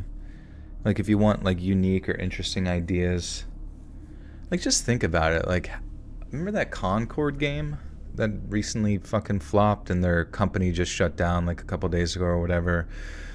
I don't feel bad, honestly, but like like $400 million. $400 million.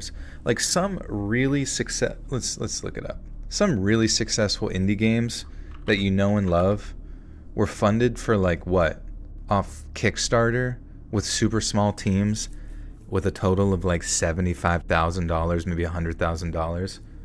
Like imagine how many games you could fund, honestly, and probably make profits by funding like a ridiculous amount of various indie studios and like individual creators who are actually making good passion projects.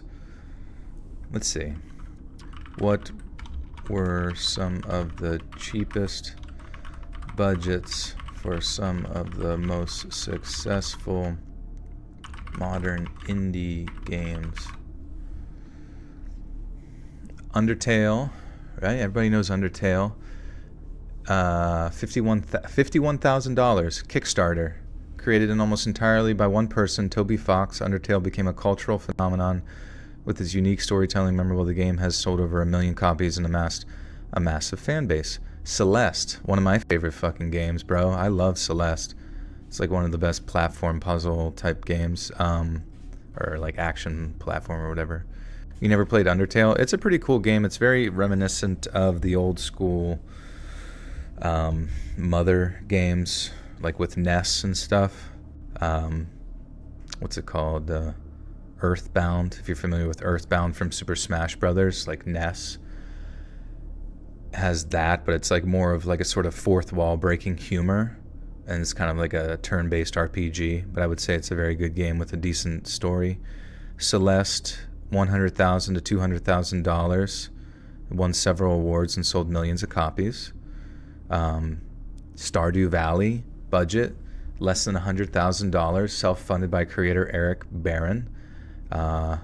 Millions of copies sold. Slay the Spire, $150,000. Millions of players. Fez, literally one of my favorite games ever. Despite it, with $30,000, and these motherfuckers were putting $400 million. $400 million. Let's see how many Fezes you could make. Let's see this. 400. That's 400 with 6 zeros after, divided by 30,000. You could make over 13,000 Fez games to a bunch. You know what I mean? You could start like a creator fund or something as like EA. You literally could like get like the cheapest labor ever with some of the biggest returns possible if you just funded like independent creators who didn't have some like weird chip on their shoulder and hated their audience and were incapable of making a game. You could find actual talent in the most efficient way possible. Let's see. And sell millions of copies. Yeah. Very, very influential. Papers, Please, Braid. I mean, Braid's a classic one. 200,000. Papers, Please. Under $10,000 for Papers, Please. That is... I'm going to write that down, honestly. Lucas Pope.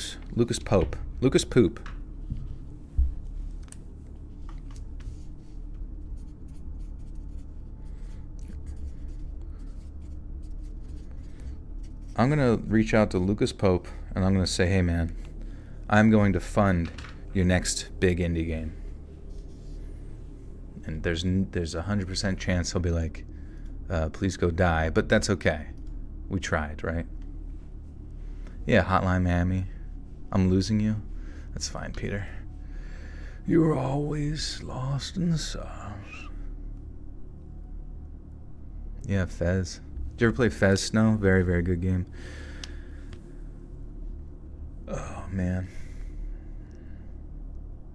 Only saw 2 of your videos and I love them. Also have a question. How do you animate so good? Do you study anatomy practice? How do you draw every part of the human body? Like how? Oh, who are you thinking about? Which animation are you thinking about? Because there's some animation channels that use my stories and then animate them. There's a find the item game on Steam making bank. My friends make a lot of Roblox games though, and Lua isn't hard to learn. Too bad they take such a big cut. Oh yeah.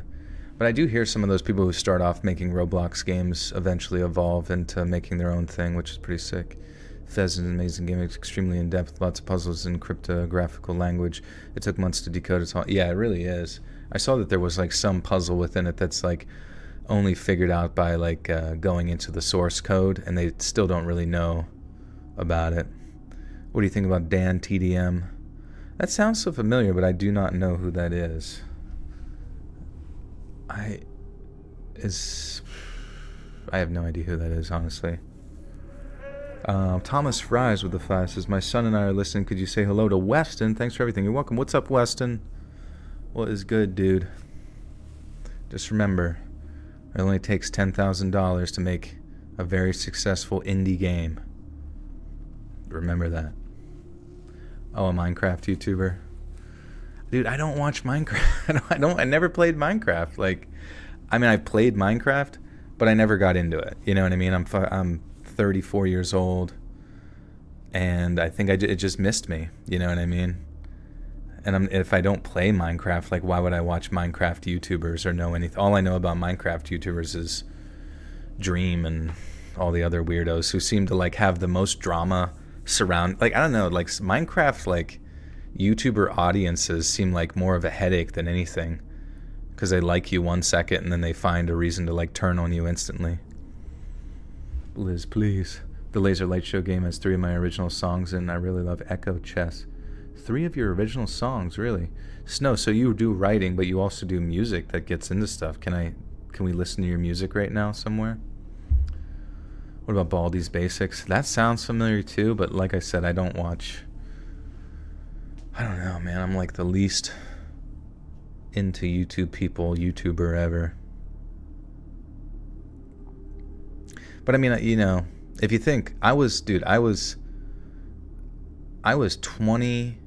I think 20 years old or 21 when Minecraft first came out, right?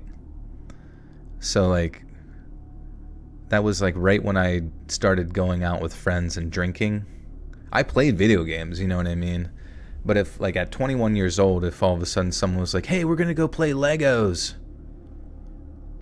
Like, Legos is sick, and I loved it when I was little, but it just wasn't like my biggest motivation whenever all we were doing was getting wasted. Oh, 2009. All right, well, still, college. Like, it's just, I mean, I could see getting into Minecraft when you're young and maintaining that into college, because I know that people go through their various phases of, I love Minecraft. Okay, I'm done for a while. I love Minecraft. Okay, I'm done for a while. Corey X Kenshin reacted to some of your stories. Did he really? I do know him. I know he's huge. Let's see. Corey Sex Kenshin.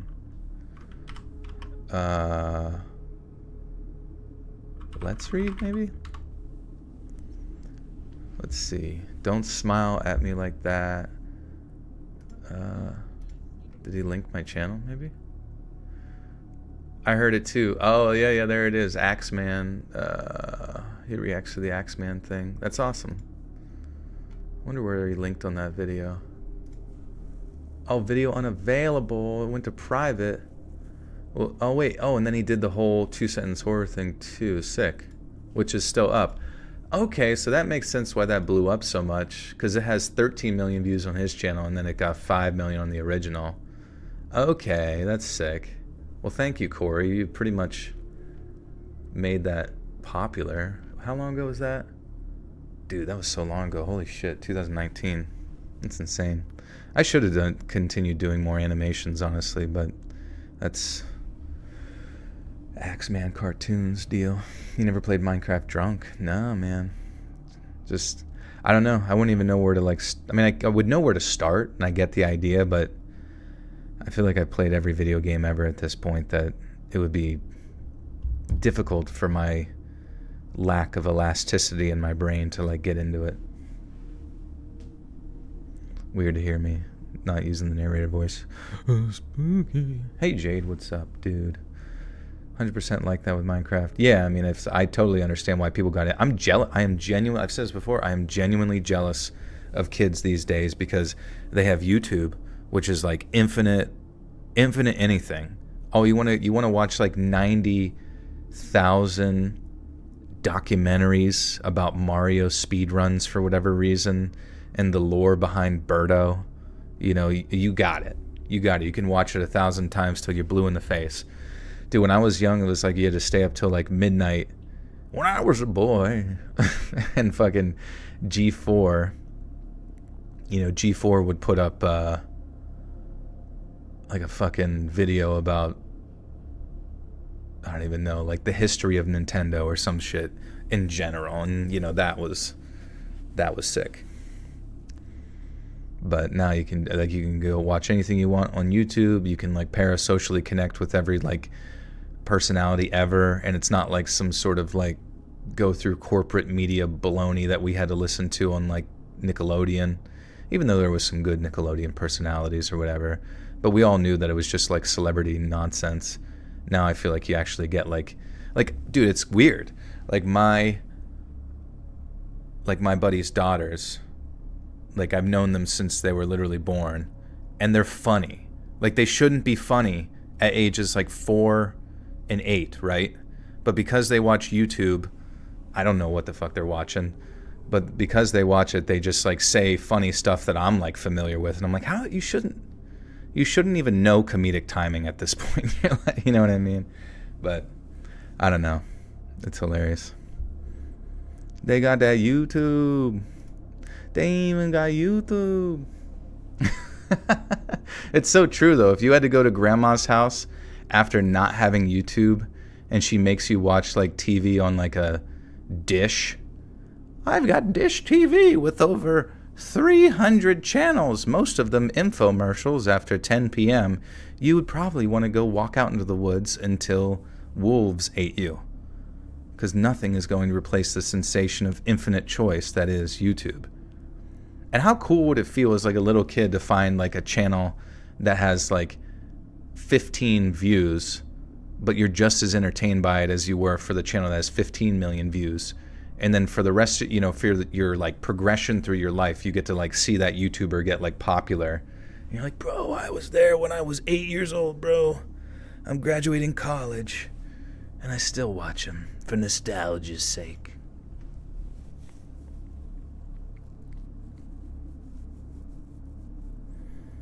Death by Coyote or YouTube? No in between. It's true, man. YouTube's too strong. Old people are funny, but when you're little, old people are, they have a certain stench. They smell of must. And they are approaching heaven. He said if I had such a big effing problem being pretty, he could come over the counter and smash my face in until I didn't look like a person anymore. God damn it, that didn't sound right at all. Yeah, old people are very funny, and they have a full diaper. It's perfect. Would you rather be CEO of YouTube or Microsoft? Probably YouTube still, honestly. Tomato breath. Oh yeah, the tomato breath might actually just be coffee, I think, because I remember thinking sometimes that like coffee black actually smells like tomato juice a little bit.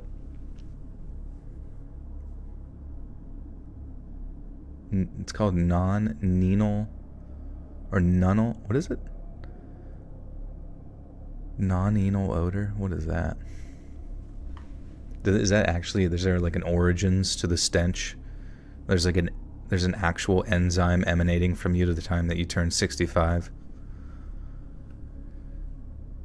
He said if I had such a big effing problem being pretty, he could come over the counter and smash my face in until I didn't look like a person anymore. He said my friends and family wouldn't recognize me when he was done, and I could forget about any kind strangers calling me pretty, because I'd be as ugly on the outside as I was on the inside. And by the time I'd been connected to the police, there was a tremor in my voice as I started telling the operator what was happening. It was probably one of the more stressful experiences of my entire life, to be honest, because while I was watching Boland's evil twin, Alright, I gotta remember how to say that guy's name. Bolin. Bolin.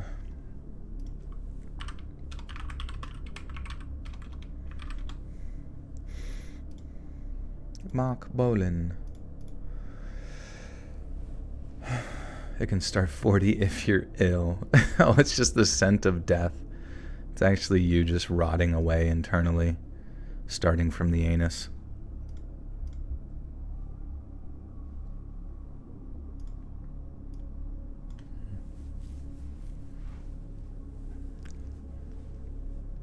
Can I please say hi, Go-Go? What's up, Go-Go? Google posting tonight? Who's posting?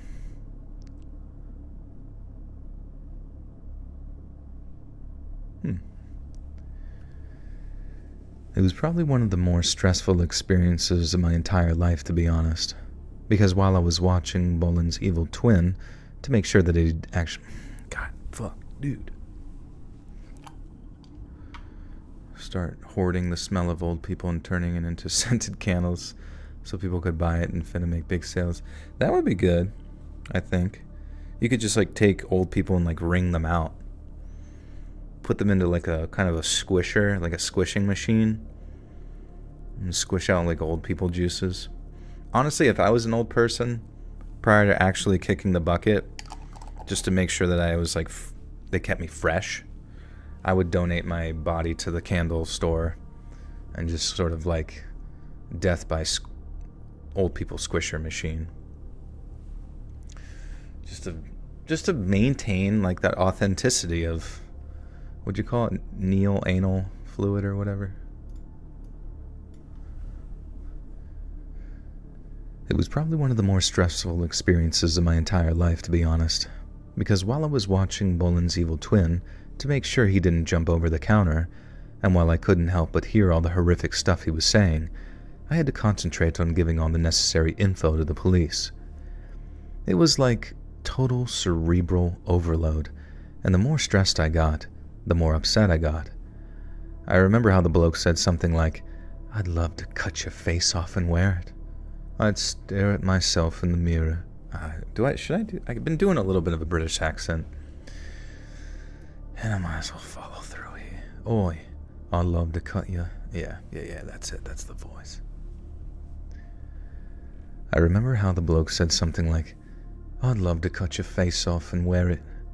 I'd stare at myself in the mirror and bang on wearing your effing knickers while I pretend that I'm you."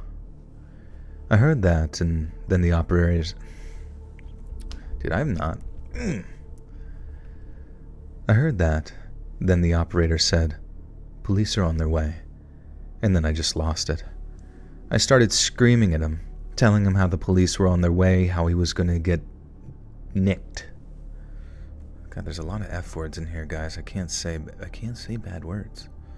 I can't say bad words or I'm fucked. I'm grounded. YouTube will ground me for a whole paycheck.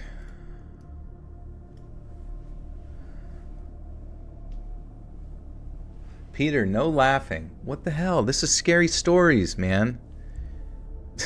That's like me laughing at like someone getting, like if someone slipped down a set of steps, like an old person who was like going to give their body to like a candle store for the scent. Imagine if they slipped down the steps on like a banana peel, like prior to going there and like fell down and died. Or maybe they didn't quite die, they just like broke a hip and were like screaming and, "Help! Help me! Oi! I fucking was going to the candle store." That's what that would be like, you laughing at this story. Come on, man. Get serious. Or like he slipped and fell into the squeeze machine, like, "Oh, perfect." And you collect all the juices, all the precious juice.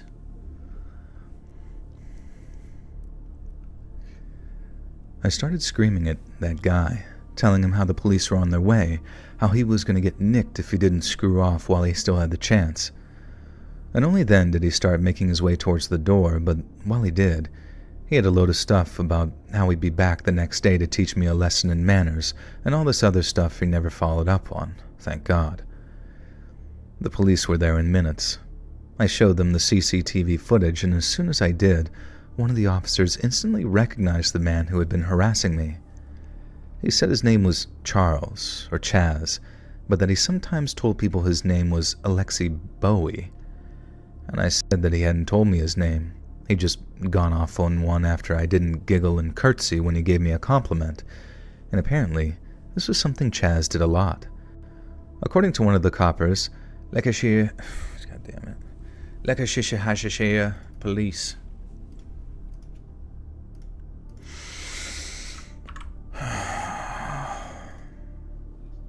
Leicestershire. Leicester the Molestershire.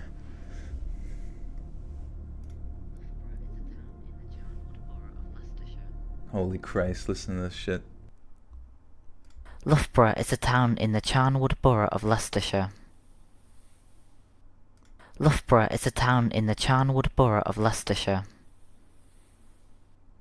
Loughborough is a town in the Charnwood Borough of Leicestershire. Sorry.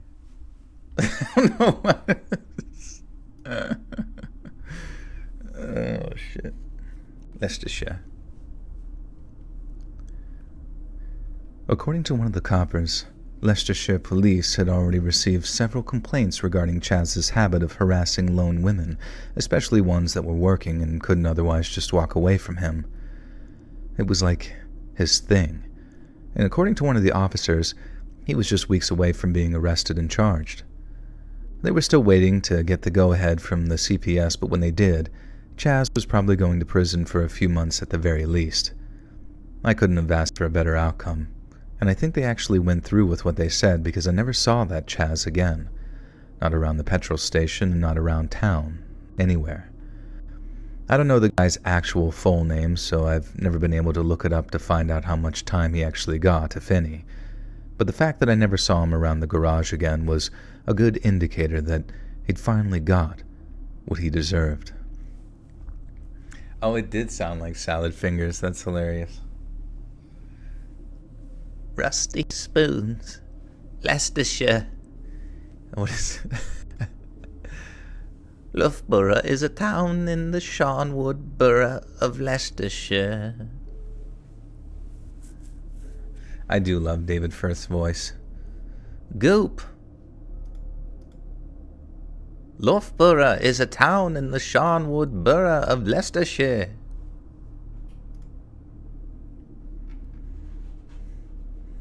It actually pisses me off sometimes that David Firth is not more popular. Let's see. Is not like more popular than what he is. Because, you know what I mean? It's like watching, well, 3 months ago, Salad Fingers anniversary. 11 months ago, Salad Fingers again. So, I mean, I get it. Salad Fingers was big, but I mean, in my opinion, he should be just as popular as Meet Kanyan, or have like some type of show somewhere. Maybe he did do a show. Maybe he got a television broadcast somewhere deep within the borough of Leicestershire. Did you watch the Cream animation for today? I did, yeah. Cream. You can put cream on anything. What creepypasta genuinely freaked me out? Probably the Dr. McDonald's ball pit.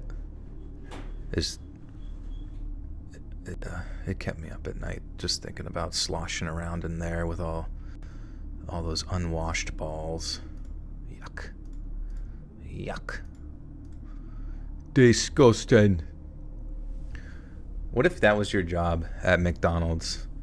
Your first day and someone's like, "Oi, you gotta go in there and you gotta clean every one of those balls until they're fucking, I can see me reflection in them, alright? And here's, you get one rag and one spray bottle. Make 'em shiny." And that was your hell. Because you couldn't also throw the balls in another pit to keep track of them. You had to like keep them all in that particular ball pit. Sometimes I come up with just like these crazy, like zany hypotheticals. This like blows my mind, dude. Holy crap, how do I think of this crap?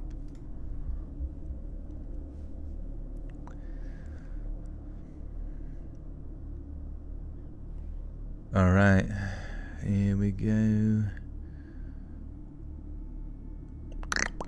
Alright.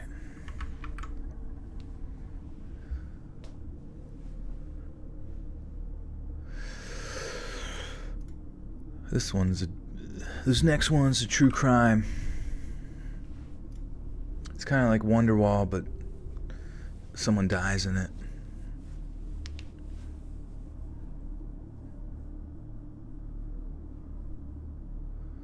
A personal bodyguard or a personal doctor? I don't know. Personal doctor would be cool, but it would suck if you got like one of those shitty doctors who are like, oh, I don't know. Did you try Lexapro? Oh. I don't know. Did you try like not eating red meat? Ah, fuck. I don't know, man. Have you tried Trenbolone?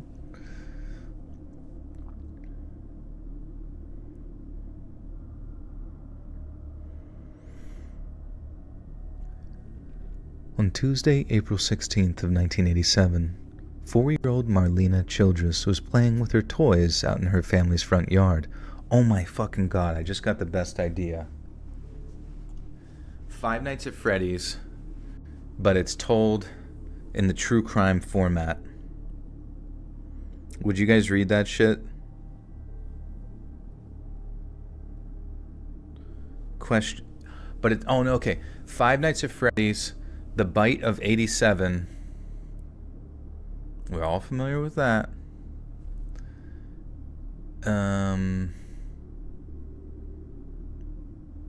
Yeah, that we're doing. Okay. Five Nights at Freddy's,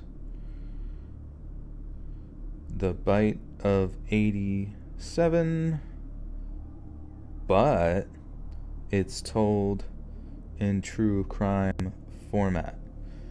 Boom. Bonus content coming up. Hopefully Scott Cawthorn doesn't castrate me, but honestly, I'm just paying homage. Would have to be detailed and horrifying. Yes. Yeah, we could go into detail about like the big chunk ripped out of that kid's face or whatever happened. I don't know.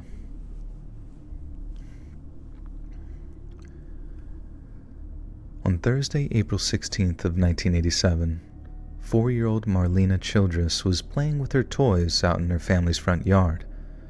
Marlena lived in Union City, Tennessee, with her 22-year-old mother, Pamela Bailey, along with her stepfather, Johnny, and her 4-month-old half-brother, Damon.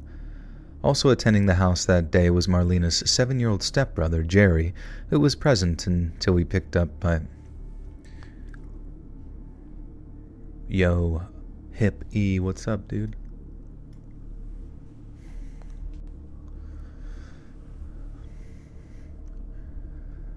Also, attending the house that day was Marlena's 7-year-old stepbrother, Jerry, who was present until he was picked up by his mother at around 3 in the afternoon. At around 3:30 p.m., with Marlena still playing in the front yard, her mother washed dishes while watching her daughter through the large, double-hung kitchen window. Pam looked down from... Motherfucker. I don't know why double-hung sounded really weird. Pam looked down for mere moments, scrubbing and rinsing a few dishes until she heard the screech and skidding of car tires coming from the street outside. She looked up and saw a red vehicle with Kentucky license plates speeding down the street and away from her home. At first, Pam simply shook her head and returned to her work. Yet seconds later, she was hit with a terrifying realization. She peered through the window again.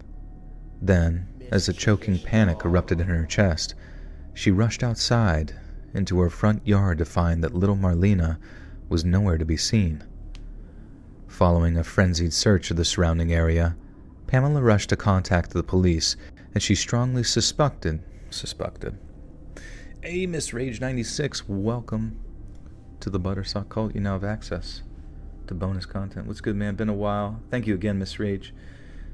Still listen faithfully, but my schedule makes it hard to catch these. No worries, my friend. I'm glad you can join. I'm glad you can still listen. What's up, Lexi? I could never survive work without you, Joe. I appreciate that. Shenanigans. New first date question. Are you double hung, baby? Both my nuts. Absolutely hung.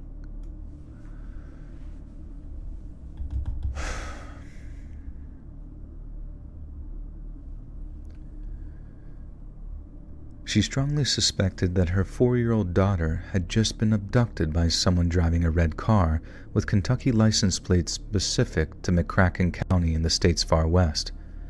Not just because it was seen speeding down the street, but because someone driving the exact same vehicle had approached her daughter at a nearby gas station just hours before she went missing.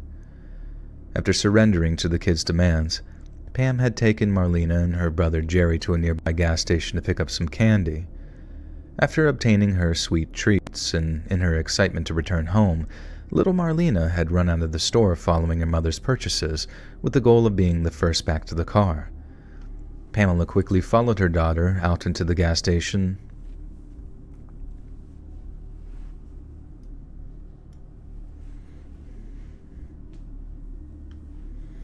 You got a scary gas station story? What the frick is it? Ever had a crazy hangover? Yeah. It's kind of what made me not really enjoy drinking ever. Sometimes, I mean, not to put down people who become alcoholics and all that kind of stuff, but sometimes I wondered how they ended up there with how bad having a hangover is. Because to me, having a hangover in many ways actually has felt like worse than like having a really bad flu does, where you're just like sick, really sick for the whatever week or time frame, and it just makes you, and just knowing that you can prevent it by just not drinking that much or not drinking at all, you're like, whoa, sweet, that's perfect. As long as I don't drink cyanide, I feel great.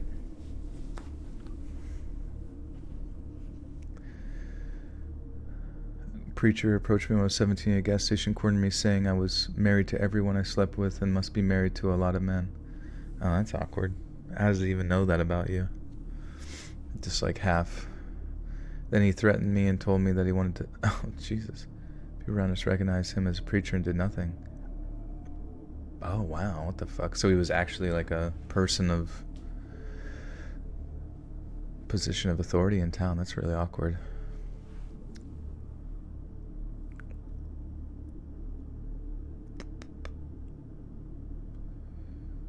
Yeah, I would have found like wherever he gets his like funding or whatever the hell, and like reported him to like the higher, you know what I mean? Like how they have like a council on like Baptists or whatever.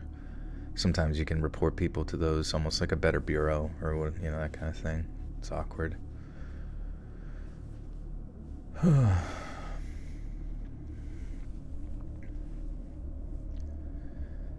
Pamela quickly followed her daughter out into the gas station's parking lot, calling out to her as she went, only to find her staring up at a man she didn't recognize. The man leaned forward, towering over the frightened child, and began talking to her, but when confronted by Pamela, he excused himself and walked away. Pamela gently scolded little Marlena and told her not to go rushing off like that in public places. Then, as her tearful daughter apologized, Pam traced the strange man's path and saw him climbing into the driver's seat of a red car with McCracken County plates. Officers from the Union City Police Department rushed to apprehend their suspect and tracked him down to his old Kentucky home. He seemed surprised by their arrival, admitted to having talked to the little girl at the gas station back in Tennessee, and even consented to a brief search of his home to confirm Marlena wasn't there. Police all but ruled him out as a suspect, and after extensive interviews with Marlena's stepfather, as well as her biological father, they too were cleared of suspicion. The investigation continued for another 6 weeks, with police becoming more and more exasperated with the lack of progress, until one day, a deeply shocking confession rocked the local community. On June 8th of 1987, Pam was talking with a private investigator named Stan Cavness. Joel's a preacher, not quite, of the Buttershaw cult. The cool thing about the butterscotch colt is you can just make anything up and it just works perfect. I remember like when I was like pretty involved in church, like there was always people in the church that would want you to be, you know what I mean, more involved and, you know, doing things. And, oh, do you want to give a sermon or do you want to lead a whatever? And I don't know. Or, you know, even more so, like, do you want to make a career out of whatever? Do you want to go down that path, a preacher or whatever? Bleh. I don't know if I could ever do that, honestly, because there's got to be a time for like some of those people that do the religious thing where their faith is just not what it used to be, but you constantly have to pretend like you're like got it all together and shit, or that you're Cavness. Okay, that makes sense. But it'd be impossible to always pretend like you got it together, you know what I mean? Mike and Ike, welcome back. Or no, not welcome, but thank you for the gifter too. Reflective. Thank you, thank you.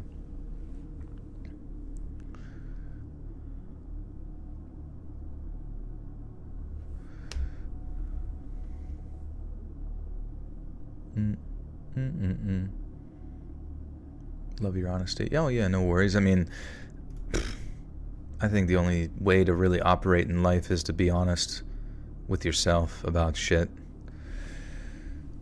To be reflective of who you are and just understand that, you know, a lot of people put down people for asking questions or trying to tell the truth, or, you know, just getting down to brass tacks about stuff. But that's the only way to like really feel, I guess, free about stuff, you know what I mean? It's just to be completely forthright with it.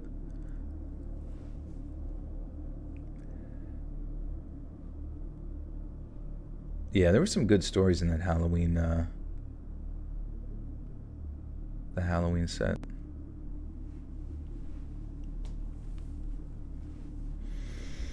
I love the Michael Jackson Hot Tub Time Machine motorcycle attempted Boba Fett helmet vibe. Thank you. We got a mix of many medias here.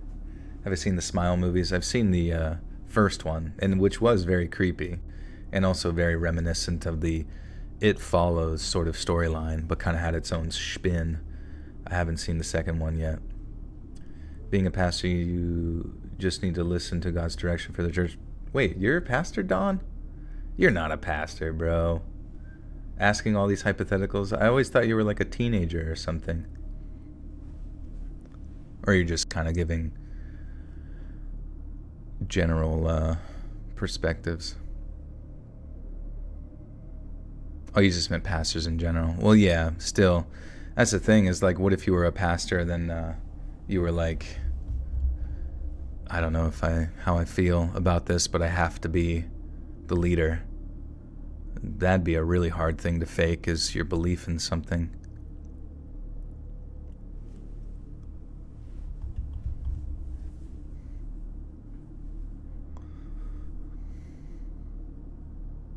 Yeah, everybody cannonball into the baptism pool. It's got the bubbles going.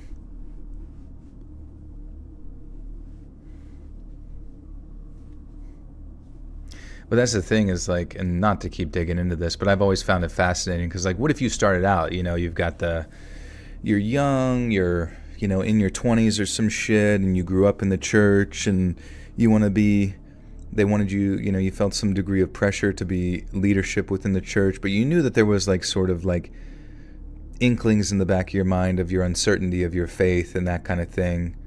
And then you know, do your leadership for a while to the point where it becomes your like primary source of income. Who knows, maybe you even become one of those like really popular preachers on social media that actually makes good income and isn't like dirt poor and have to drive Uber or whatever. But like what do you do then when your faith disappears from you? Whenever like you getting up there and putting on a show and looking like hot, which some of those like mega pastors really do, you know what I mean? Like they genuinely go up there and put on like some sort of Armani fucking turtleneck with a good haircut and, you know what I mean, clean shaven, and sit there and talk like they, you know, that sleeping in that, you know, foxes have holes but followers of Christ have nothing, or whatever, you know what I mean? Like, how can they, I don't know. It's got to hit you at some point. When did I join YouTube? 2014, August. So it's been over 10 years. Joel Osteen has always been a fake. I mean, it's hard, you know what I mean? Like, obviously there's varying degrees at which there's, you know, discontent with how accurate they are following their said scriptures. But I would honestly argue that most of them just don't, because it just doesn't line up with what was expected or what was said in the Bible. I think it's next to impossible, honestly, to do any of that. So you kind of have to, it's almost like an all or nothing type thing where it's like they're either all saved or none of them are saved, you know, kind of thing, if that is reality. Yeah, there's really nothing negative to say about beliefs per se. You know, I mean, people are still going to believe or whatever, but if you have personal qualms with it, you know, there's no point in, and you don't enjoy the community or enjoy, that was kind of my issue, is like, I didn't really enjoy the community that much. Like, I just felt like I was constantly putting on a show for people. I had a very, very dark sense of humor about things. I had a very, you know, just a personality that just was not consistent with what was sort of, you know, middle school side hug of church, you know, and just impossible to fake anymore. Sleeping in class to my videos. Does your teacher give you shit for sleeping?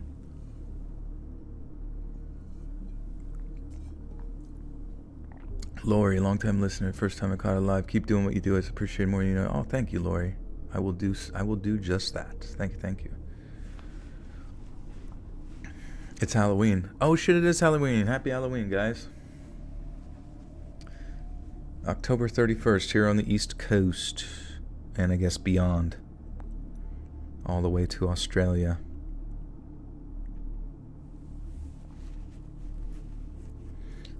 You know what would actually be really interesting?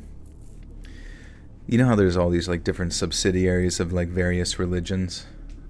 I honestly genuinely want like a really crazy, weird cult that doesn't even have anything to do with, like, you know, sometimes most religions in modernity tend to borrow very heavily from previous religions to kind of build upon and kind of like devise their cult. I want like a new cult to come out of nowhere that's like completely different, but it like gains a ridiculous amount of steam to the point that it becomes almost like its own like mega church. I think that would be a fascinating storyline. I guess maybe you're kind of seeing that with like different things popping off on like TikTok, like the astrology thing, because that's kind of like borderline religious in many ways. But imagine if like astrology actually had like a central hub where like people met every Thursday night to collect moon water or something. I don't know. Yeah, they worship dandelions or sloths, exactly. Something unique. Yeah, you can make your own UFO cult. I think faith isn't about passion or outward motions. It requires an authentic belief. There is definitely times of struggle and disbelief, but personally I've seen God's faithfulness in crisis. Yeah, and I think that's the difficult thing in those like conceptual, that church as a concept is that like as it grows, it starts to indicate within people who like, I think genuinely look to the example of like the stories of Jesus to be like, oh, me having like 100,000 members here isn't what was intended. I'm supposed to be in like a little fucking crew, you know what I mean? Or just like doing my own thing. I shouldn't have a private jet. I mean, maybe you should. Who knows? I don't fucking know. I don't care, honestly, at this point. But it's definitely questionable. Yeah, praying in private, all that kind of stuff.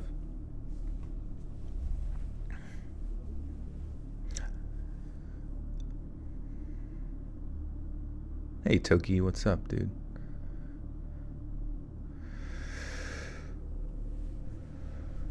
I believe it's just a connection. I believe in the support and connection and work with it. For me, Jesus isn't the biggest kicker for me.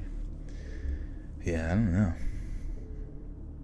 Why are you criticizing Christians for having luxury? You know, it's not, honestly, once again, I don't care. It's just, I'm just saying from my time reading the Bible, it kind of, I would have to say, you know what, let me just ask ChatGPT just so I can get, Is the Is having luxuries something that is inherently in disagreement with Christian teachings? I don't know. And I'm not trying to argue with anybody here. I'm just actually curious. Jesus and many early Christian teachers emphasized spiritual wealth over material wealth. For instance, Matthew 6:19-21 encourages storing treasures in heaven rather than on earth. This is inherently against luxury. Okay. Luke 22:33-34, James 5:1-5 are often cited as urging Christians to be mindful of the poor, be generous with their resources. Christians are often encouraged to avoid extravagance that may encourage pride or vanity. They're called to use wisely and generously. Timothy 1, luxuries aren't inherently wrong, but often viewed as appropriate only when they don't impede one's spiritual growth or neglect the needs of others. Yeah, I don't know, man. I guess it is what it is. You look at the life of Jesus, and it's like he's wandering around as like a nomad. You look at the life of like the, letters of like Paul, if like he's, the next Christian in that line, or you look at the book of like Acts, after, it's like everyone kind of existed within like, and maybe it's just the times, the fact that most people just existed in poverty at that time anyways, and were able to get by. But I don't know. I think in most spiritual contexts, the idea is and of itself is like holding the spirit to be of a higher regard than like the material wealth of the earth, etc., etc. Yeah. I'd say it depends on how you use it, because wealthy can be a huge blessing and used for good, but there's a big risk of being corrupted. Yeah, for sure. You don't want to just like have a big Scrooge McDuck fucking room filled with coins that you're swimming through when there's people pooping in the street. They're gonna stink up the street, guys. What the fuck?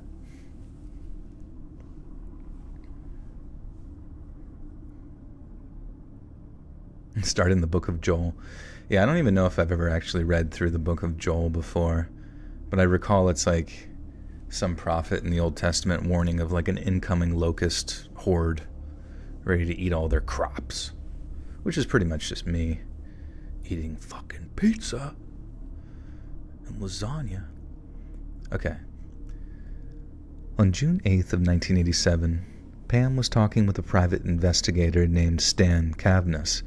Cavness had been hired at the behest of Pam's family, who were frustrated with the tepid progress.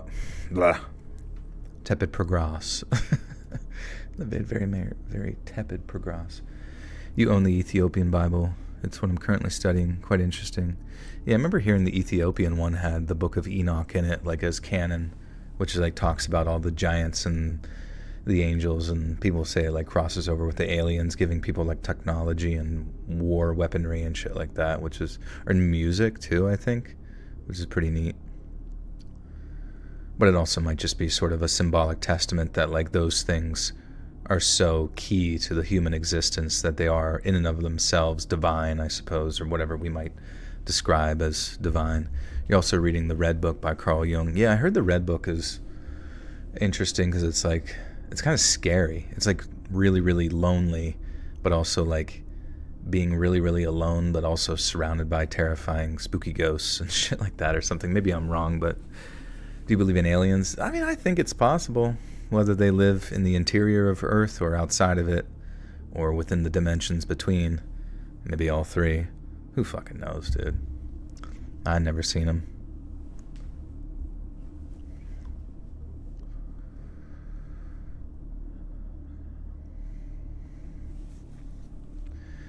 There's still a lot of efficacy to the concept of the shadow self.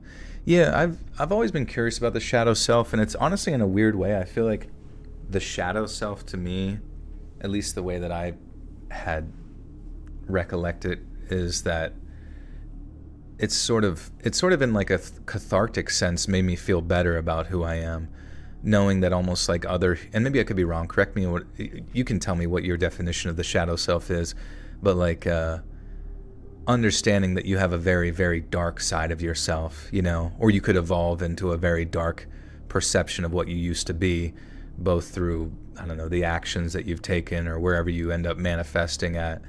But I find that almost like relaxing to know that almost like everybody else goes through that, and that there's like common literature, famous literature, acknowledging those sort of faults within man and accepting that self, but then hopefully fighting against it in some way or whatever. Allison, welcome back for 3 years. Yo, Joel, how are you doing? Glad to have caught your live. Glad to see you. Thank you for the 3 freaking years, 36 months. It's a long ass time. Hey, Curbs, thank you. All that matters is they have a relationship with Jesus. It's up to you, man. It is not the embrace and acknowledgement of oneself like that, and is it not the embrace and acknowledgement of oneself like that and honing it? True, yeah, I think I know what you mean, where it's like your darker self, but controlling, just understanding that you have a dark self that could hypothetically be one of these murderers in the true crime thing or whatever, but then learning how to come to terms with it and your evil within you, and then just overcoming it by not giving in to its, darker desires. Andrew with the 2 says, I've been using the phrase brass taxes a lot. Gotta get down to brass tacks. He never says taxes, he says tax. The inner dark self is the dark link of everyone. Face oneself and free oneself. The inner dark self is the dark link. Oh, dark link, like from Zelda. At first I thought you meant like linking everybody. That's funny. Thankfully I've been playing Breath of the Wild lately, so it was still in my subconscious here. Well, thank you. Because I think, sometimes you fight so hard against your evil self that you don't even want to, it's almost like you have to pretend. But then once you realize that you're just like a monkey in the tree who wants to, in many ways, pick up a stone and throw it at another monkey's head just because they have bananas or something, once you acknowledge that, I think you'll know how to keep that crazy monkey at bay.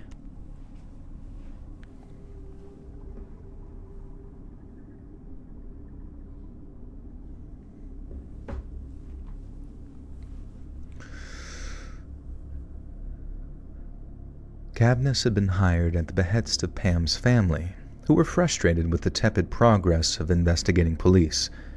And one day, he and Pamela were conducting... I thought I saw conducing. I got confused for a second. And one day, he and Pamela were conducting a tape-recorded interview. Pamela began talking about the day Marlena went missing and how her misbehavior was becoming increasingly unmanageable. Marlena's behavior got worse and worse while Pam got more and more stressed. Did I read Marcelina at one point? I thought I heard myself say Marcelina.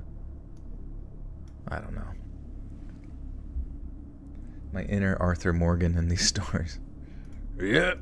Mm-hmm. Yeah. That's the kind of... Okay, I'll be honest with you. When it comes to... And maybe I'm overthinking it. But when it comes to the depth and relatability that the writing team at Rockstar Games wants you to have with the more modern characters in the likes of Arthur Morgan, Nico Bellic, all the 3 from GTA 5 as well. Maybe, what's the one for John Marston? In the previous games, it was a manifestation of just a power fantasy, right? Arthur! And, the power fantasy was just to drive around and kill and shoot and do it in the context of some sort of gang mafia bullshit, you know what I mean?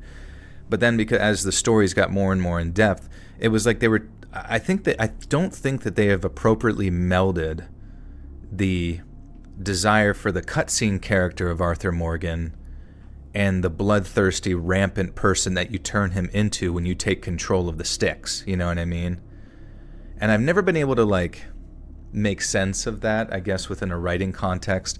How in many ways you when you control Arthur Morgan, control and create a psychopath who's constantly probably killed by the end of the story like thousands of people.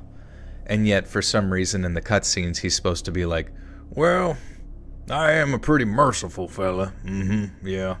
But and like sometimes he does have like a rough and tumble self where he's like, you say one more thing and I'll fucking,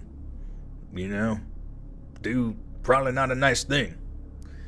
But I don't know. I feel like maybe I'm overthinking it and have to separate story from gameplay. But I kind of wish that they would, in a weird writing style sense, create some sort of like connection between that to help make sense of it. I don't know. Nico Bellic never chose the girlfriend I picked. What the hell? Yeah, I really didn't like Nico Bellic's character at all. I felt like he had like not a single personality whatsoever.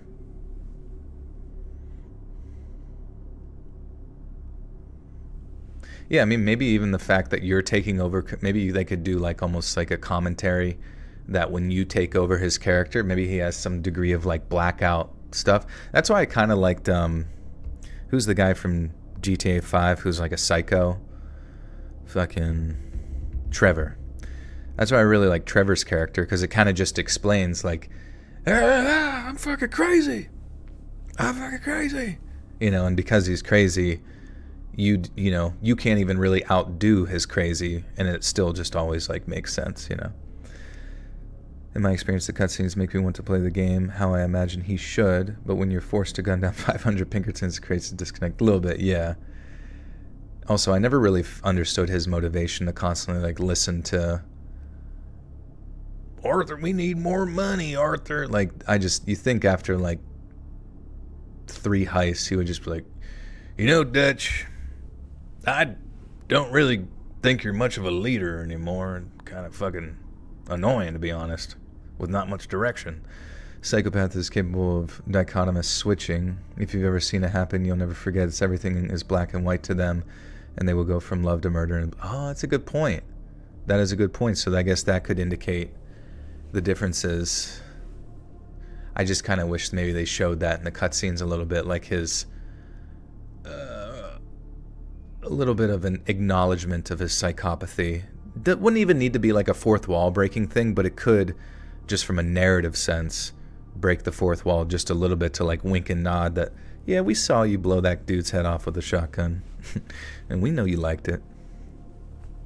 Yeah, Trevor is literally the Florida man, yeah. Hey, thanks, Curbs. Dutch always had a plan. Man, yeah, that game, a lot of people say that game is a masterpiece, and I definitely say it's definitely up there. There's so many like mini episodes between all those missions that I kind of just wish they had time to flesh out, But granted, like even if you just play the main missions, the game was already like 35 plus hours already, so it's tough to turn each freaking thing into a season of missions.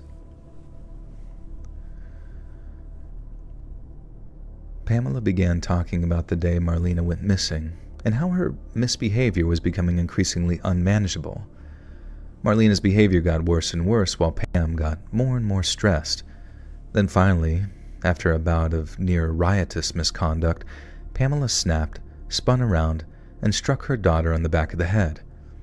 She hit with such force that little Marlena wobbled, took a tumble, then struck her head on the corner of a nearby table as she fell.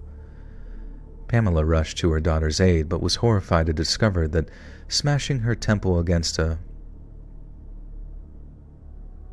Oh shit, wait, what the fuck? Wait, who is this? Who's dying?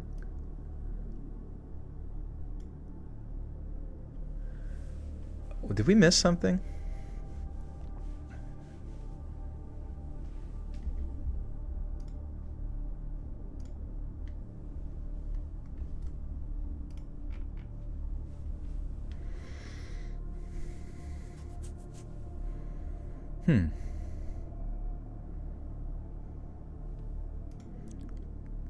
Sorry.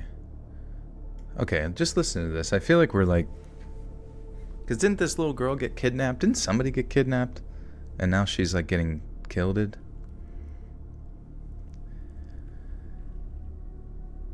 Pamela rushed to her daughter's aid, but was horrified to discover that smashing her temple against a pointed wooden corner had suddenly and quite definitely killed her. Pamela continued her confession, fully aware that she was being recorded, telling Cavness that once she realized Marlena was dead, she'd hidden her body in the trunk of her car. She then drove said vehicle to the nearby town of Martin, where she contacted a family friend named P.L. Summers and arranged to meet him at a bridge on Campground Road. There, they carried the dead girl's corpse from the trunk of Pam's car and then tossed it into Obion River. Wait, so the red car that kidnapped her was not...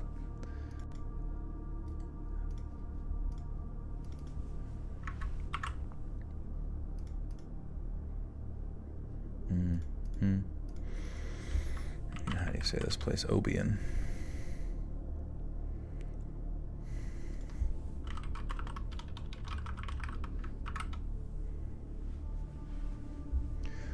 Obion. Okay. Obion.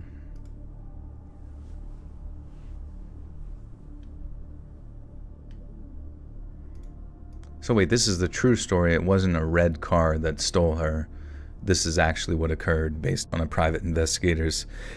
It just seemed to come out of nowhere. I was like, oh fuck, alright, we got the truth out of nowhere. There, they carried the dead girl's corpse from the trunk of Pam's car and then tossed it into Obion River. Investigator Stan Cavness was stunned. He asked Pamela to confirm that what she was saying was the truth. Then when she nodded, he informed her of his obligation to inform the police. On the tape, a tearful Pamela states that she understands, then Cavness pushed a button and the recording ends. Cavness immediately contacted the Union City Police Department, with whom he'd already been working closely with, and informed them of Pamela's shocking confession. She was subsequently arrested on charges of second-degree murder, and a team of highly trained police divers were sent to trawl the Obion for any trace of Marcelina's remains. No, I keep saying Marcelina. Fuck. I keep hearing it, but... Guys, if you hear me say Marcelina, I am wrong. It's Marlena.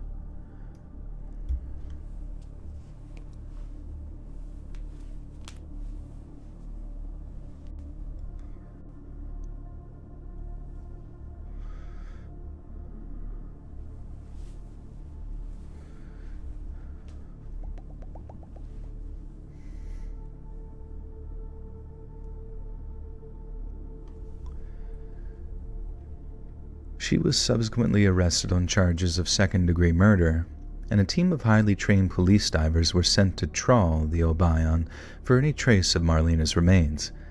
But this is where the case becomes as vexing as it is chilling. Tennessee's Obion River is a relatively slow-moving and meandering watercourse. Heavy rains can temporarily increase its speed and water level, particularly in the winter and spring when rainfall increases. But in its natural state, much of the Obion consists of slow-moving waters, especially in the lower stretches, where it flows at a much more leisurely pace as it approaches the Great Mississippi. According to Pamela, she and her friend had tossed her late daughter's body into the water during the small hours of April 17th, a time when most of the spring rains had come and gone. This meant that by early June, a team of divers would most certainly have been able to recover any human remains that were tossed into the Obion just 2 months prior. But strangely, despite an intense search that spanned multiple days, not a single trace of Marlena's body could be found. Curious regarding the inconsistency in her story, homicide detectives visited Pamela whilst in custody and asked her to confirm the location of the dumping site. It was here that Pamela once again shocked investigators by recanting her entire confession. Pamela explained that just days prior to the taped confession with Stan Cavness, she'd been released from a psychiatric hospital. The stress of losing her daughter had been too much to bear, so after a brief stay under the care of medical professionals, she was released having been prescribed a cocktail of antidepressants. Pam then claimed that not only had she been high as a kite during the taped conversation with Cavness, but he'd heavily intimidated her prior to its recording, having used the threat of the electric chair to coerce a confession. Police then asked her what involvement, if any, her friend P.L. Summers had in her daughter's disappearance, and Pam made yet another astonishing claim. Summer wasn't her friend. Summers.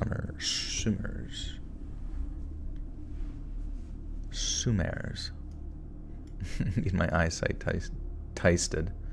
I need my eyesight tasted. For sure. Okay, so...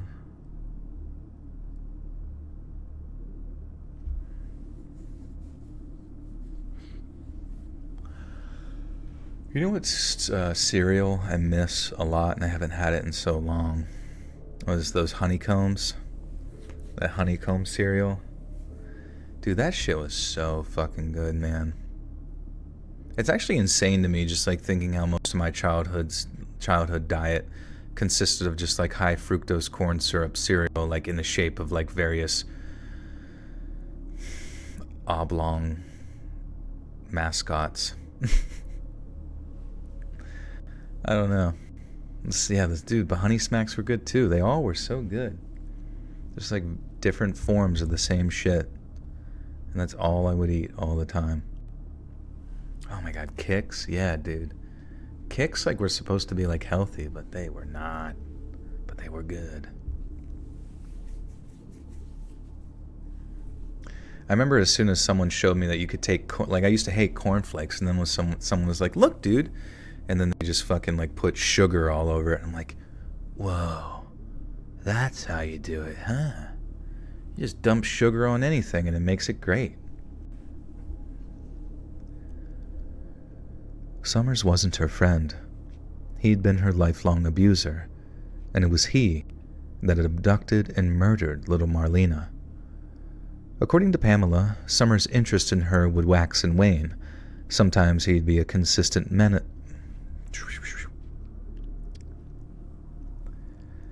Sometimes he'd be a constant menace, demanding satisfaction whenever the moon... King Vitamin. I don't remember that cereal. There's so many now. I guess there always was a lot, but there seems like there's like 2 aisles worth now. Sometimes he'd be a constant menace, demanding satisfaction whenever the mood took him. Other times, he'd leave her in peace for months on end. But he always came back for more. Then one day, after Summers called to arrange a date, she decided that enough was enough. Summers stopped by, but instead of giving in to him, Pamela fought off his advances and then threatened to call the police. Summers' response was to threaten Marlena's life, and then a few weeks later, there's a screech of tires while she's washing dishes and her little girl was gone. A decidedly puzzled.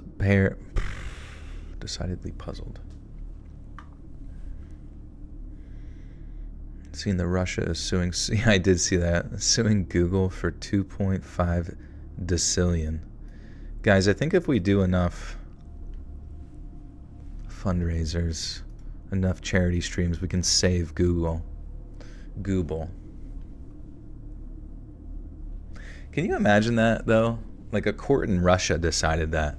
Like that was like part of their legal process.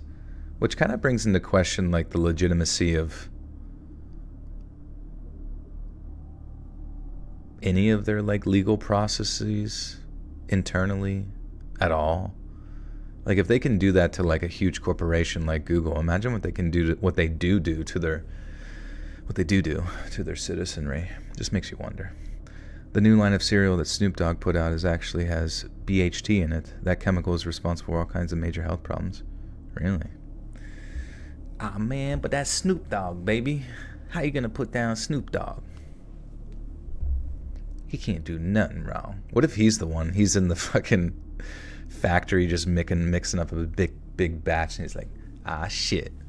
Wait till they try this shit right here, and he sprinkles his fucking formaldehyde in there or whatever it is. They gonna be feeling that good.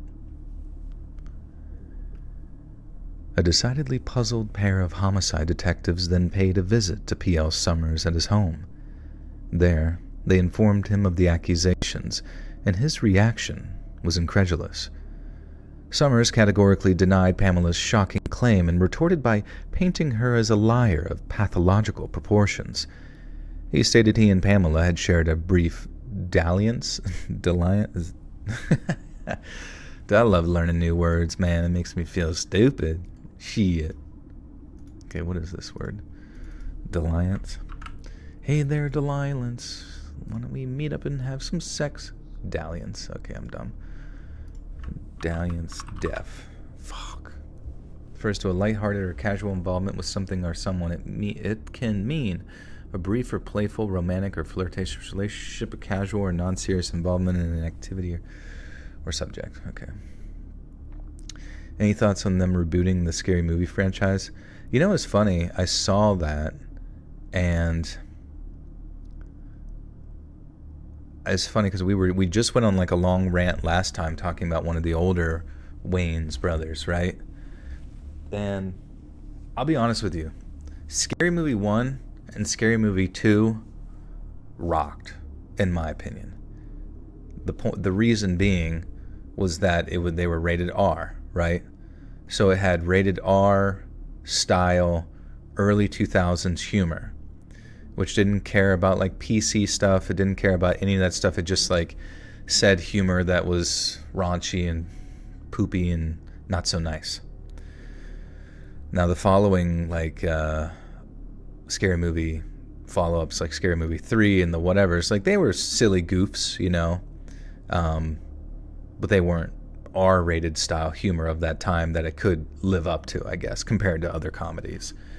Now, I'll be honest with you, we exist in even more PC time within the realm of comedy, that anything that's going to get any sort of funding from an actual studio, in my opinion, unless they give it like full creative reign to be like the ones of yesteryear, then I imagine it's probably going to be dead on arrival.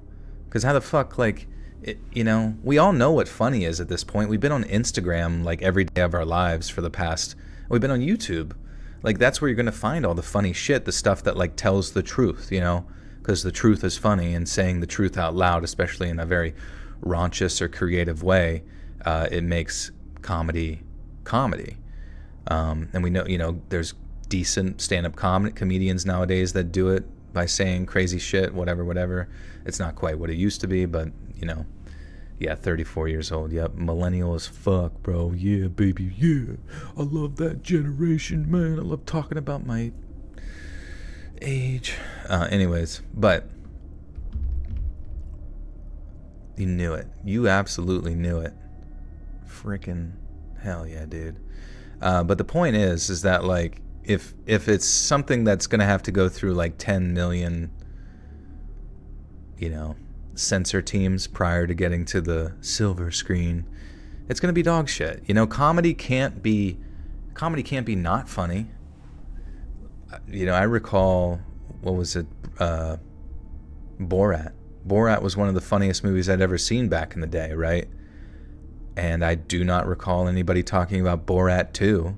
Was Borat 2 funny? Did anybody see it? I didn't even hear about it. So,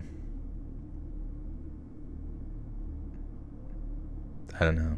Unless they get creative freedom, it's just going to be dog shit. TLDR. Very nice. You saw it wasn't funny. See, that sucks. Like, how the fuck you gonna... Like, how is Sacha Baron Cohen... Like, tell me this. Like, honestly, tell me this. How the fuck is Sacha Baron Cohen, or whatever his name is, who did Ollie G, who did Borat, who did Bruno...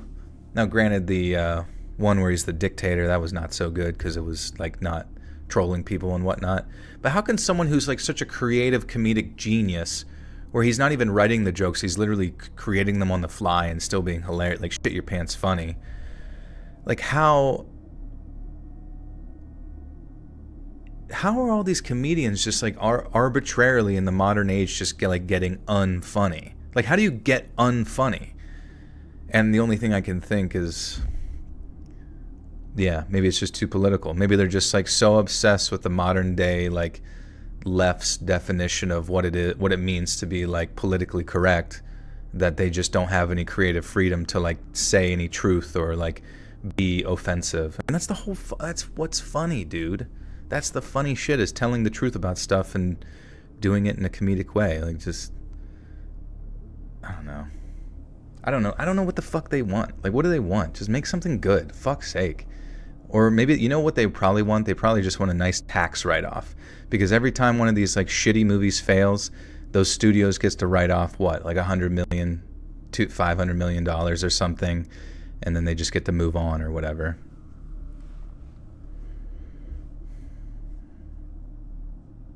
Truth is hard to hear, but it's not that hard.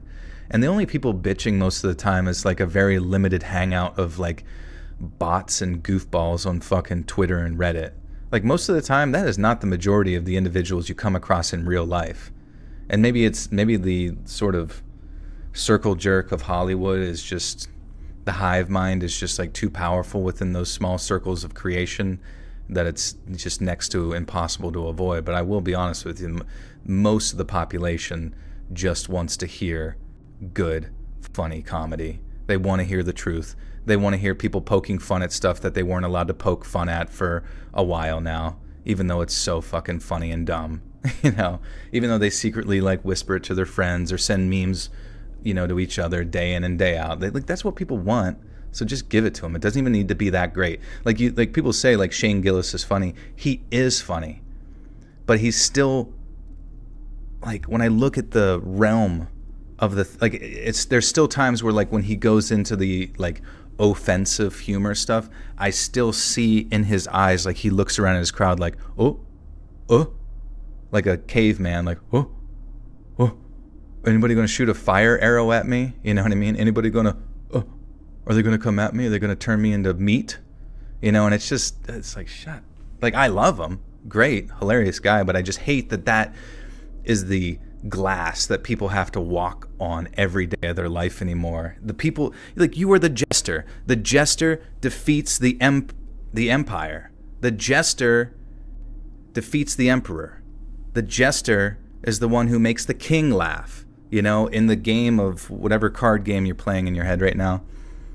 And yeah, comedy is definitively the great unifier. It's like how you tell the truth about something. I mean, that's why comedians are oftentimes very, very intelligent people, because you have to think about something. You have to think about it philosophically, and then you have to take it another layer by turning it into like satire, right?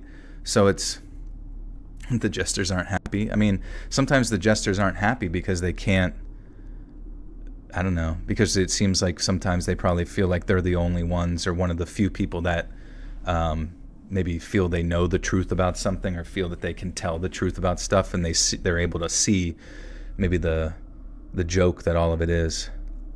Amelia, right? Am I saying, or is it Emily Taylor? But Miss Taylor, thank you for the $10. Appreciate you. Jesters can be happy stuff. Oh, that's true. I'm sure. Yeah, if you get the jester high enough on Jenkum, they'll be real happy all night. If you get the jester like 40 Bud Lights, they're doing just fine, dude. Emily, okay, sorry. Thank you for the 10, Emily. Luke K was so good at saying messed up things but made it funny. Shane Gillis is good at pushing that line. It's just not as free as it used to be. I know, and maybe Shane just doesn't have the desire to push the line as far as Louis C.K. used to, or even someone like Carlin, or people before that, but why not, you know?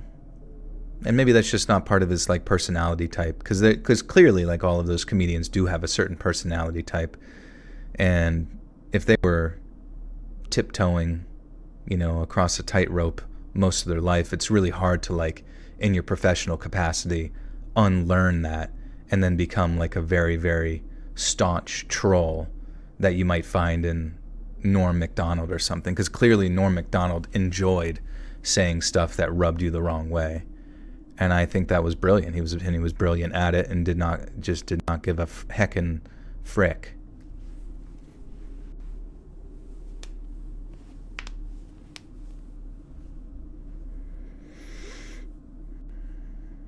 Yeah, but I think the overall like policing of each other's language with the whole moral high ground thing, what some might consider woke, and when people say define woke, I would define it as just performative moral high ground, performative or whatever the fuck. I don't even. It's stupid as shit. Anyways, like I think it's getting lesser. It's not having as much power because like yeah, virtue signaling, all that kind of stuff. Because it's so watered down. Whenever people would call you a bigot or a Nazi or a racist or do all the buzzwords they can think of out of it doesn't have any meaning anymore. It might have meaning in the fact that they like still come after you in high regard or go after your fucking they try to take away your money or try what I mean. But that's a bitchy move. It's a very lame bitchy move to do. Just because you disagree with someone on a fucking joke or thoughts or whatever, and it's not very morally high ground at all. In fact, I would say that's probably about as much as a worm as you could get. And honestly, those people should be careful because it can come to bite them later on. Not even just karma spiritually, but I think in real life. So it's like, but I think that's starting to wear off. I think that spell that people constantly cast, that incantation of calling you a thing because you say a thing, is it's dissipating. And I think more and more like people are getting comfortable and like making jokes and saying stupid shit and entertaining folks in ways that are pretty consistent with early 2000s to like post 2010, pre 2016 or whatever. Is it bourgeoisie? B with the 10. The society of our day is not the society of yesteryear. We are exposed to more info than ever. There are a serious lack of gestures. We make do. That's true. We all make do, and like those sort of honestly the funniest people in the world at this point are just meme pages. Meme pages with 400 followers and like an anime profile picture are gonna be probably where you find most of the funniest like 7 seconds of your whole entire day.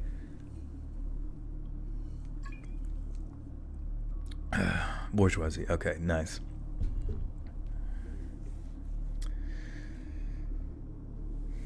Frustrating to see comedians police their own words after they said something just words. Yeah, like I was kind of confused whenever Tony Hinchcliffe or whatever, like he went to like a Trump thing and then he said something about Puerto Rico or whatever. I don't know exactly what he said, but like he got a bunch of shit for it. But I'm like, bro, if you've seen half the shit Tony Hinchcliffe says at like his normal roasts or whatever, his normal kill Tony shit, like that was fucking like watered down jokes there, you know what I mean? Like sure, it might not be cordial within the context of a political rally or whatever, or it may not be kind to say, but I mean he's a comedian, and he's a comedian known for saying some like rude shit. So sorry it was rude, you know. It's just like, who fucking gives a shit?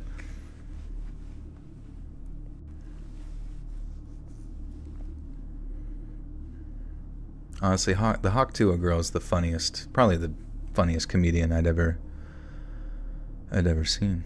So she can do no wrong.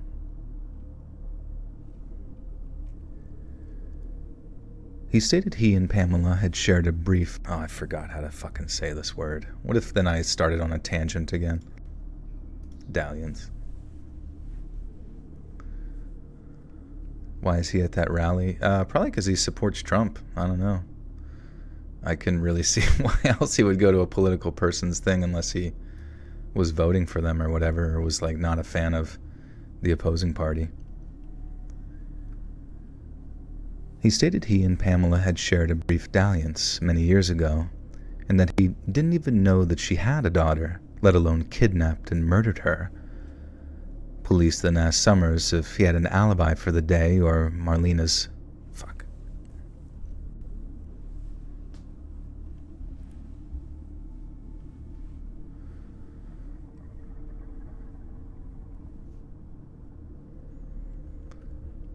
Police then asked Summers if he had an alibi for the day of Marlena's abduction. He responded by listing several, all of which proved credible when cross-referenced by detectives. Police had no choice but to rule Summers out as a potential suspect. But here's where the story takes another unexpected turn. Just months later, P.L. Summers was arrested on charges of molesting a 9-year-old boy. An article from the Kentucky-based Paducah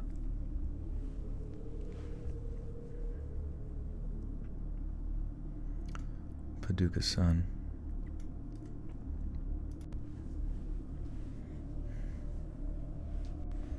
Tony always getting into something. Yeah, I never really understood. Like, I don't really find Tony Hitchcliffe or whatever his name is to be particularly funny. Like, I get that he's just someone who says, typical offensive, inflammatory stuff, but I don't really find him to be that funny per se, at least compared to like other comedians or whatever. Like, I don't really like the sass, like the sassiness to me. Like, it's funny, but it's just, I don't know, it's just silly sass.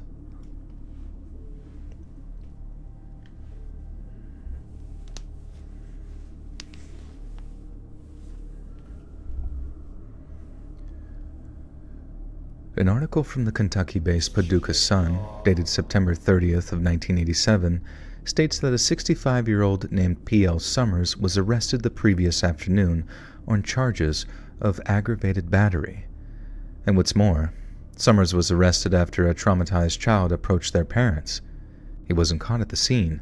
It wasn't some kind of sting. Summers was visited at his home at around 4 hours after the attack.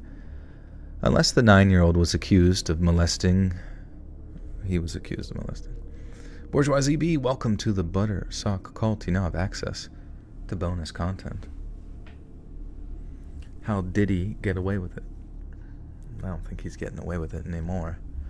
I really am curious about the whole Diddy thing, like, because once again, it's like the whole fucking,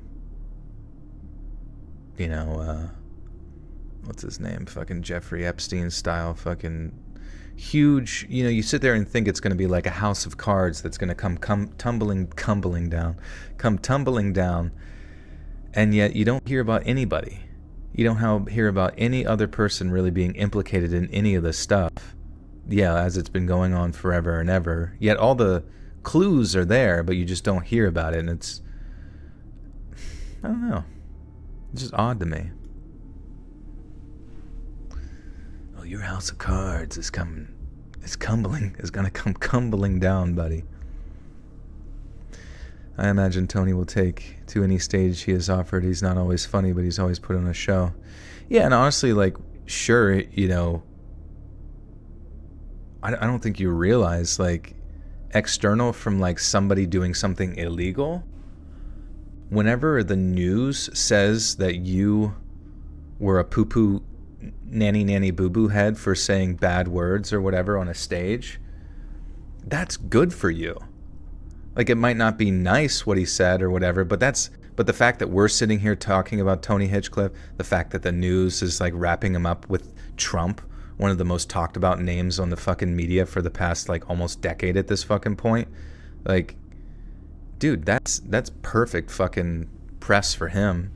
And there's always that like aspect within marketing where there's a bunch of people who are going to feel some degree of like cathartic joy by going and watching their most like offensive comedian, because they get to say the bad stuff that no one's been able to say for so long, so it makes them feel good and they'll pay money for it, so it's just marketing, and it's just nonsense, and who gives a shit? Like, if you laugh, good. If you don't, go find another one. There's lots of them. Go watch Barney. No, I'm just kidding. Unless the 9-year-old was accused of fucking shit. Unless the 9-year-old he was accused of molesting had a photographic memory and a talent for articulating the finer details of a person's appearance, it's safe to say that the police considered him a suspect due to his history of child abuse. As it turns out, there was some degree of truth to Pamela's frightful claims, but the fate of her daughter remained a deeply troubling mystery. Many police officers doubted Pam's story and others doubted her sanity, but all agreed that without a body or any of the... Mother frick. But all agreed that without a body or any other kind of solid evidence, the chance of getting a conviction was highly improbable. Free to move on with their life, Pamela Bailey found that she couldn't continue living in Union City and relocated to Mayfield, Kentucky, around 40 miles northeast of her childhood home. 2 years later, sometime in early 1990, Pamela gave birth to a son that she named Casey, and for 12 long years they lived in peace and harmony. Then, on April 22nd of 2002, just a few months after Casey's 12th birthday, Pamela told her young son that she had a surprise for him and asked him to put on a blindfold. Casey did as she was told, before his mother led him out to the car and helped her son into the passenger seat. 6 days prior... Oops.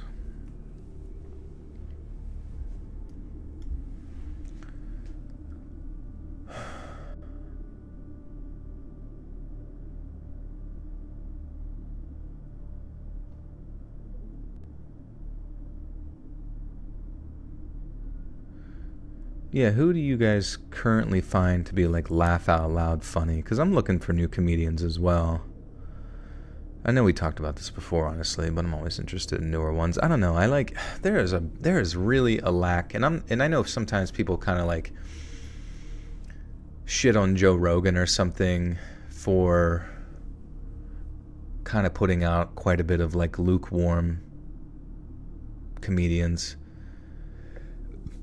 But honestly, he is good, I would say, for the ecosystem and the economy of the comedy world, because I genuinely don't think the idea of like comedians getting podcasts or very popular podcasts would be as prevalent, or stand-up comedy in general, if not for the Joe Rogan effect, overall. So I do think it was overall a good thing for comedians and to kind of like lift that medium a bit, but I don't think that the ones that he lifted per se were the absolute best.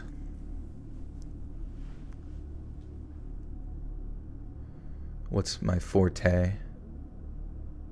I love people like Louis C.K. back, and even like some of his more recent stuff too. He still doesn't really seem to give a heckin' hoot, so he's very funny still.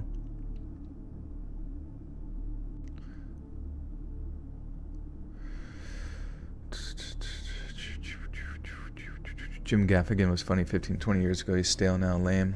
Yeah, I don't know. And some of those guys, like, they get so obsessed with the whole Trump thing. It's like odd to me. Like, to be that, like, you're a comedian. When you're a comedian, in my opinion, you're supposed to find comedy in all facets of reality. You're supposed to see the ridiculousness of things. You're supposed to be like... You're supposed to be relative. You don't have to be completely completely apolitical, for sure. Like, it's hard to be that. But I think if there's anybody, especially within the realm of comedy, where all you do is sit and think about things and find the comedy within it, it's strange to me whenever they kind of like parasitically attach themselves to a specific political party, because it seems really counterintuitive to their job and to their existence. So I often wonder like where that pressure within their mind comes from to, I don't know, constantly ruminate on characters like Trump or whatever. It just seems so fruitless, Hope everyone's doing wonderful. Thanks, AXG.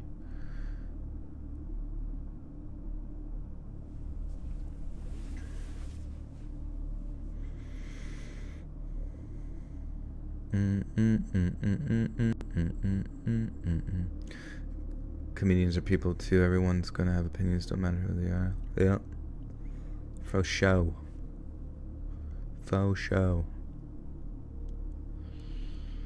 Oh yeah, Theo Vaughn. Forgot about Theo's doing good. Nick Mullins and what's his name? The fat one. He's funny. They're funny. But granted, they are, I guess, much funnier in like their Cumtown days and all that kind of stuff. F is for Family. You know, I never really got a chance to watch F is for Family, but I heard it was decent.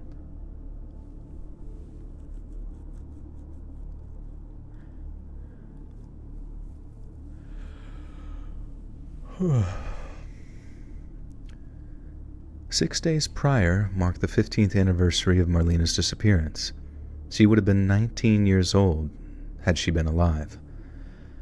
Pamela drove her son all the way to the mystery destination she'd picked out, then carefully helped him from the passenger seat and led him off into the unknown. Casey kept asking if he could take off the blindfold, yet his mother told him no, that he had to wait until the right moment. He felt grass, soft and spongy under the soles of his sneakers, and then suddenly, his mother brought him to an abrupt halt and told him to take off his blindfold. When Casey did so, his first reaction was utter confusion. He believed his mother was taking him somewhere exciting or fun, potentially as a belated birthday present. Instead, she'd taken him to a cemetery. Casey looked around, wondering what in the world his mother was thinking, when he suddenly spotted a clue to the purpose of their visit. Before him, a single word was etched into a small, child-sized gravestone. "Son," it said. Casey turned to see his mother brandishing a knife, and he tried to run, but she grabbed his shirt, stabbed him once in the back of the neck. Oh, Jesus Christ. The back of the fucking neck? God damn. What about Dave Chappelle? You know, Dave Chappelle's old stuff was, to me, some of the funniest shit ever. His old comedy, his old energy, his old stand-up, all that kind of stuff. When he came back, he still had, like, funny things. But the one thing that always kind of annoys me about, like, modern Chappelle is that, like, he's always got to sit there and talk to you like he's an old wise man who's about to give you some sort of distant quest down the road. Got a deep voice now because he smokes so many cigarettes and is filled with so many wisdom, so much wisdom, because he's had sex with prostitutes in Thailand or something like that. I don't know. Like, where was he? Where was he during all that hiatus? Doing steroids. I guess that fills you with wisdom or something. But I don't know. Like, sometimes when he sits there and acts like he's trying to, like, tell all the young bucks and stuff, like, his, you know, grandiose perspective of the world, I'm just like, this is like fucking dog shit philosophy. I don't want to listen to any of this crap. But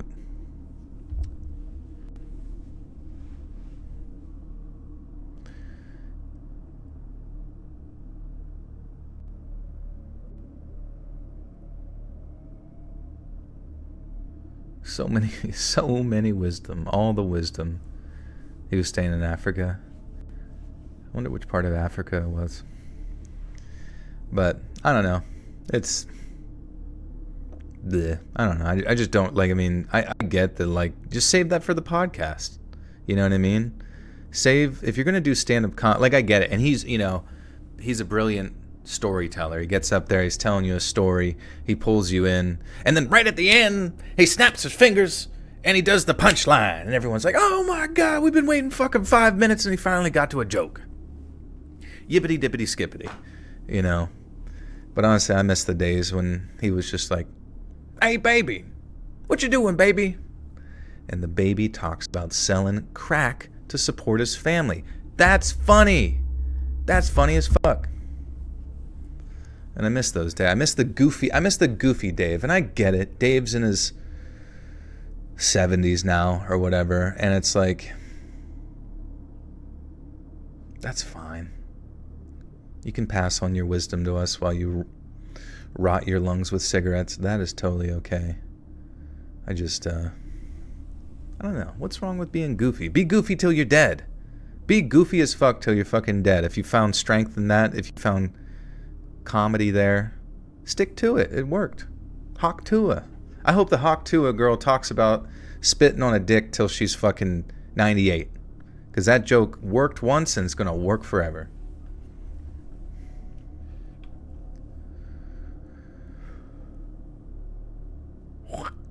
Hawk Tua.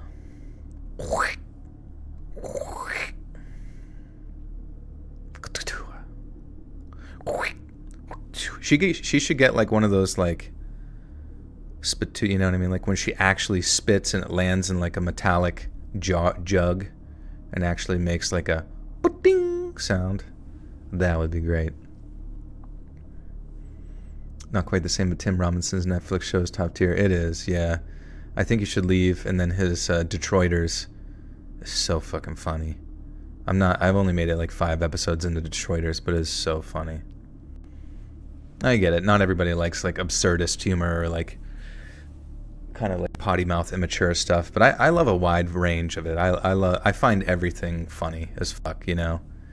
Anything from like when you're in elementary school and somebody just lets out like a disgusting ripping fart to,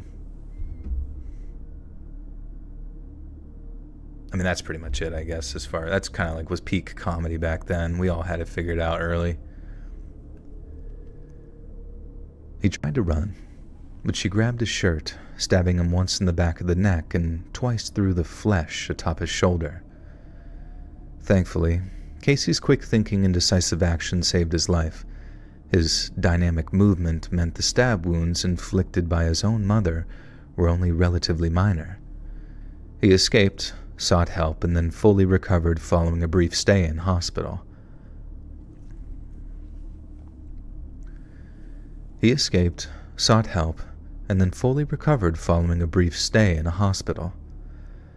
Pamela was once again arrested on charges of harming one of her own children, but when questioned, claimed that she had no memory of the event and must have blacked out for the duration. She was subsequently charged with attempted murder, but after a period of legal wrangling ended up pleading no contest to charges of second-degree assault. She received a 10-year prison sentence, but was released after serving just 2/3 of her time. And while she was in prison, police took the opportunity to reopen the investigation into the disappearance of Marlena Childress. But despite their best efforts, they were unable to make any solid progress in their investigation. Some detectives remained firm in their position that Pam, who had already admitted to harming one of her children, was responsible for Marlena's death. Others weren't so sure. According to one former homicide detective, there was a potentially credible sighting of Marlena at a Memphis hair salon just 6 days after she went missing. 2 hairstylists claimed that a girl with a strong resemblance to Marlena was brought into their salon by 2 grown women who also appeared to be the guardian of a similarly aged boy. The women asked for the little girl's hair to be styled, but during the cut, the little girl kept sobbing and saying that she wanted her mother. The stylist claimed the women referred to the girl as Marlena, but thought very little of the encounter until they saw the girl's picture in a local newspaper, at which point they seemed convinced that little Marlena and the sobbing child were one and the same. Following the reported sighting, Marlena's maternal grandfather drove all the way to Memphis to personally verify the story. LaWade Strickland tracked down one of the women that had reportedly brought Marlena for a haircut, but after she was questioned by police, it was determined the little girl had not been his missing granddaughter. Yet in their haste to pursue more recent leads, investigators appear to have neglected what is arguably their strongest avenue of investigation, the man in the red car. Despite having his name stricken from the list of potential suspects, the involvement of the mysterious driver with McCracken County plates has never been fully explored. Not only was his vehicle spotted speeding away from the scene of Marlena's abduction, but they just so happened to bump into one another. Whoops. Hey, baby.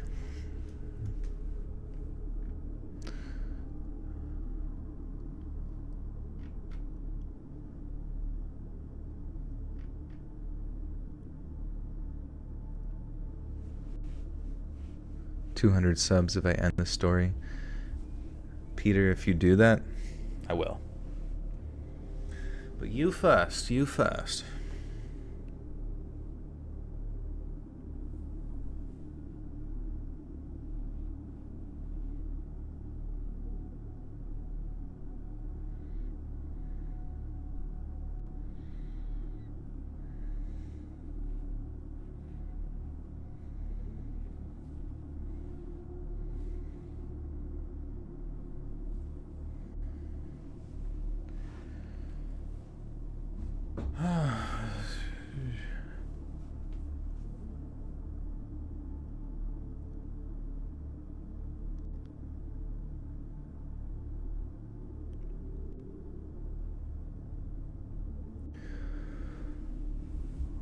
worked at gas station story yet. I'm working at one right now. Yeah, I know. This one was kind of like a true crime loosely based around a gas station. I think like the person they encountered was met at a gas station. Who knows, maybe she'll be discovered working at a gas station 19 years later. That would be kind of funny, the never-ending true crime story. It's just like keeps going and going and going. Jim Carrey still alive? That's good. Jim Carrey was very funny.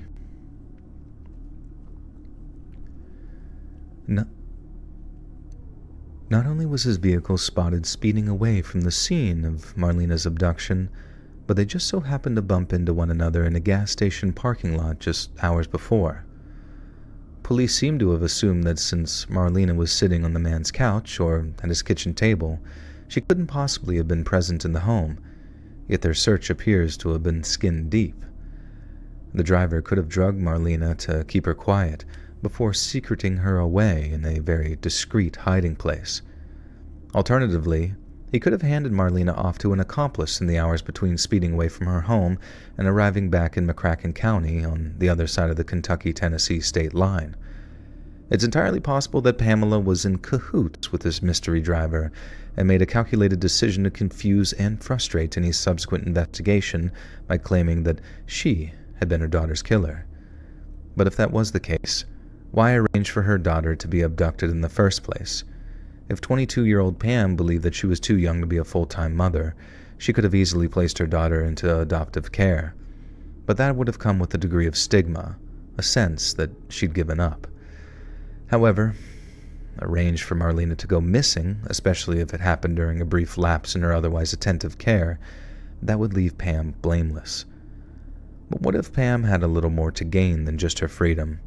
What if she lied about her daughter's fate in order to mask an immense personal gain? What if Pamela Bailey sold her child? Between 1924 and 1960, a woman from Memphis named Georgia Tan stole and sold up to 5,000 different children.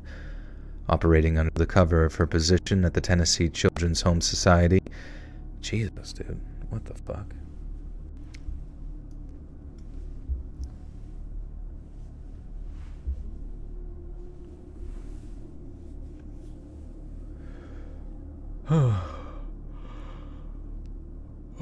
You directly contributed to your teacher having a mental breakdown. That's funny. I mean, it's not good, but it's funny. I remember doing that to my German teacher. Well, it was a German substitute back when we were in like 7th grade or something. And just like everyone in the class was just like hooting and hollering like monkeys. And oh man, we just couldn't be stopped. And there was nothing she could do that she just like burst into tears and was screaming and ran out of the room.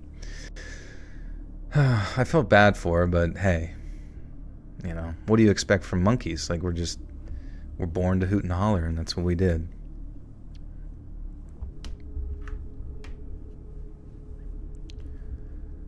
Operating under the cover of her position at the Tennessee Children's Home Society, Tan arranged for the children to be abducted. That sounded weird. What's up, Moon? How we doing? Can I confirm that Jacob is in prison? I think he's working at a prison. Or maybe he's helping, like... Maybe he works in a prison and it got, like, a zombie virus or something. Shooting everybody. Loki flicking my bean right now to these stories. Thank you, Jensen. I appreciate that.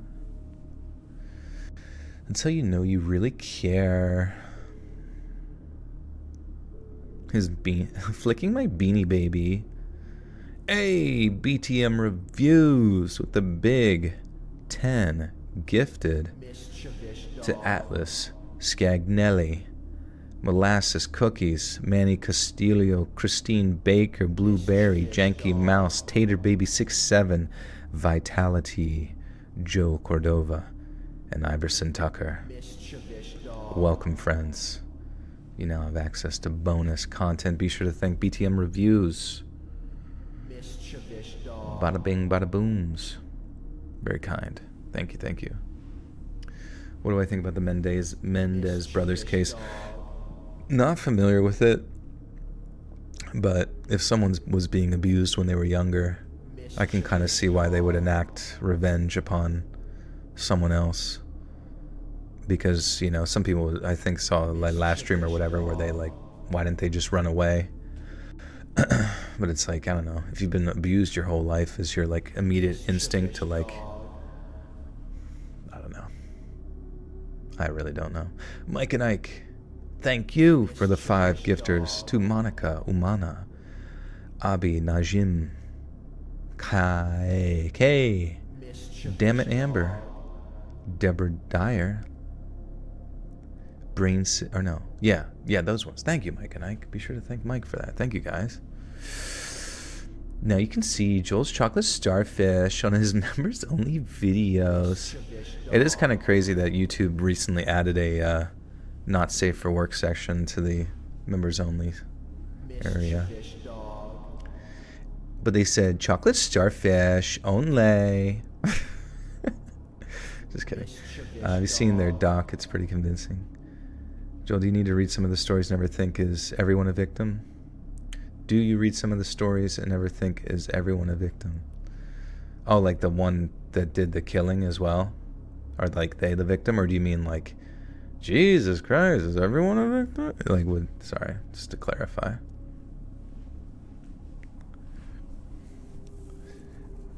I suspect the chocolate starfish is actually not chocolate.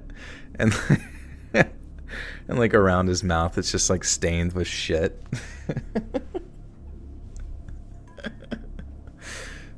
I'm starting to think that this is actually poop. Thank you, Mike. Oh my god, Jensen, that would be such a good, I don't know if you still make memes, that would be such a good one with just like someone's like finger up with like the dorky face like and shit around their mouth, and then you saying that line, I'm starting to think that the chocolate starfish. I have all these good ideas for memes for Jensen, but he hates me and he thinks all my jokes are shit. We need to publicly pressure him or pay him money to do it.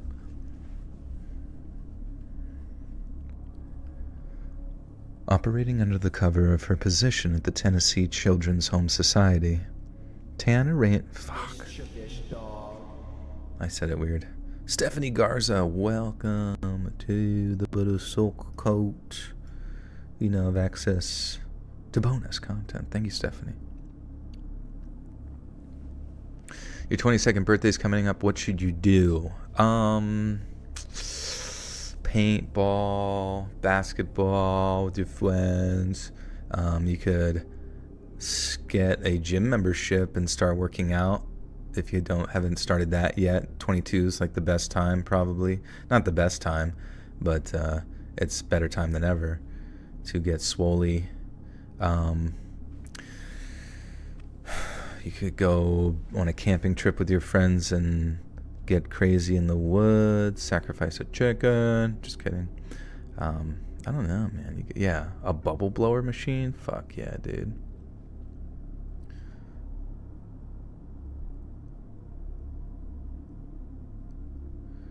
Yeah, tipping cows, cliff jumping into abandoned quarries to look for gold. You're gonna crucify yourself? Well...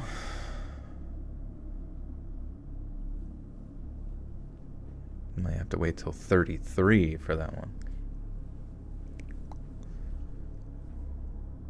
No, don't vandalize Wendy's. Leave Wendy out of this. Operating under the cover of her position at the Tennessee Children's Home Society, Sorry. I was just thinking it'd be so... What was that one guy who had the gun? He went through a whole fucking court thing. Who had the gun? Oh, God damn it. He had a gun and he was protecting... He was like at like riot, you know, like remember the riots and stuff? God damn it. What was his name? And he went... It was like a whole trial. Kyle Rittenhouse. I was just thinking how funny it would be if Kyle Rittenhouse was actually protecting a Wendy's the whole time. Like, you show up. You're like, listen, breaking into a Target, taking all of the Xbox games is one thing, but I'm not going to let you touch my McChicken, all right? You keep your distance.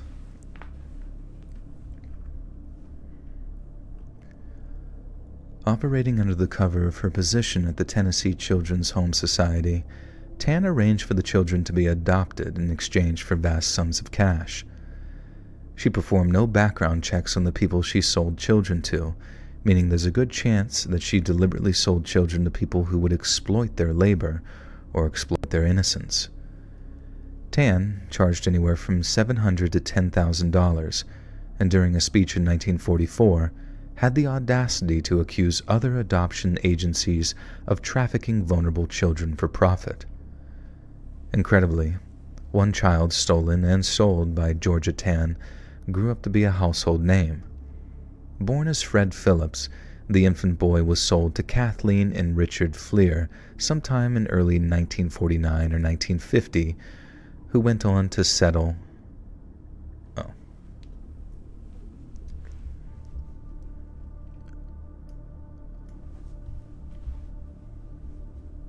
Come full circle with a sacrificed chicken will be used in the Wendy's meal. Yeah. That'd be such a funny commercial. Just him like, Baconator. Just try and come and take it. What's up, hang, baby, hang?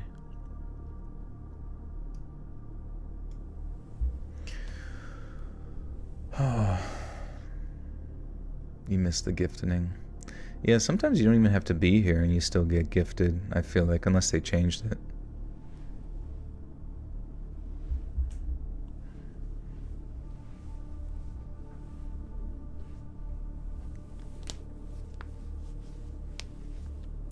Yeah, the commercial starts where they're like all going down like firefighter poles, like, come on boys, go, the riots have started, we must protect. Yeah, it's like a crew of them, like militiamen. And then they go, surround the perimeter, and they get on four, and then it's just standing in front of a fucking lit up Wendy's as like, there's really not even that many like riots going on or anything like that. It's just like people casually going through the drive-thru, but they're just like down on one knee with fucking guns pointed. Dressing up for Halloween. Oh yes, Pradeep's gonna be real spooky. Hey fans, good to see you. Thank you. Hope your six-pack is going well. Hey babes. Thank you for the 5 gifters to Yuck in the Lower 48, So Long Dental Plan, Sailor Nemesis, Cat's Kingdom, and Rachy Cats. Thank you. Thank you, babes. Mischievous dog. Kyle Risenhouse. Mischievous dog.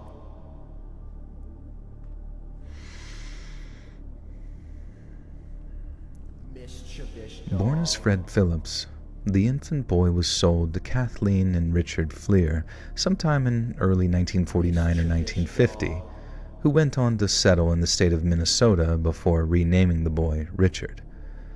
The boy grew up an athlete, and by the early 1970s was well on his way to becoming the styling, profiling, limousine-riding, jet-flying, kiss-stealing... Okay, I was not ready for all these descriptors. Kiss-stealing, wheeling, and dealing son of a gun, Rick... Oh, no way! Ric Flair story out of nowhere? This just got good.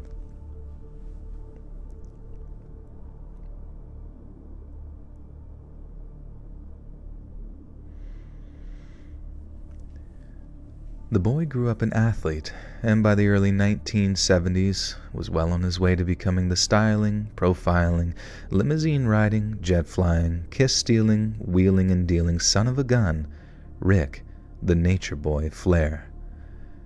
The point is that even some of America's most beloved public... Fucking shit. Oh, damn. Ooh.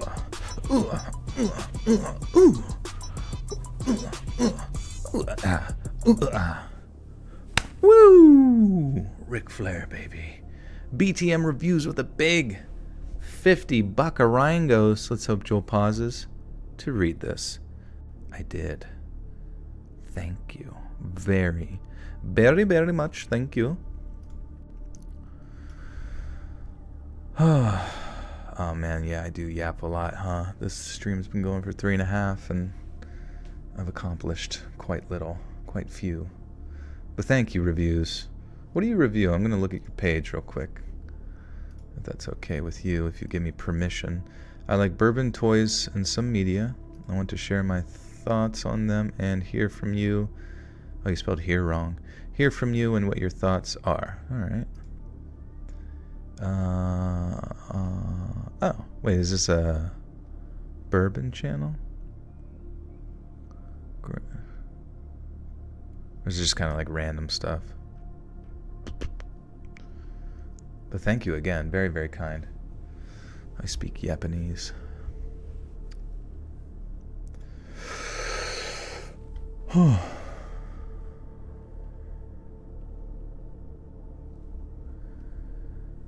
boy grew up an athlete, and by the early 1970s was well on his way to becoming the styling, profiling, limousine-riding, jet-flying, kiss-stealing, wheeling and dealing son of a gun, Rick, the Nature Boy Flair. The point is that even some of America's most beloved public figures were once bought and sold as children. Sadly, Georgia Tan died of uterine cancer 3 days before the state filed charges against her, and thus escaped justice. But there's no evidence that the network she operated was effectively dismantled. It's estimated that Georgia Tan was made... That's crazy. Can you imagine that? Just like waking up and be like, I'm gonna sell children. You crave Nikocado avocado? Oh no. Pineapple. Oh, sorry.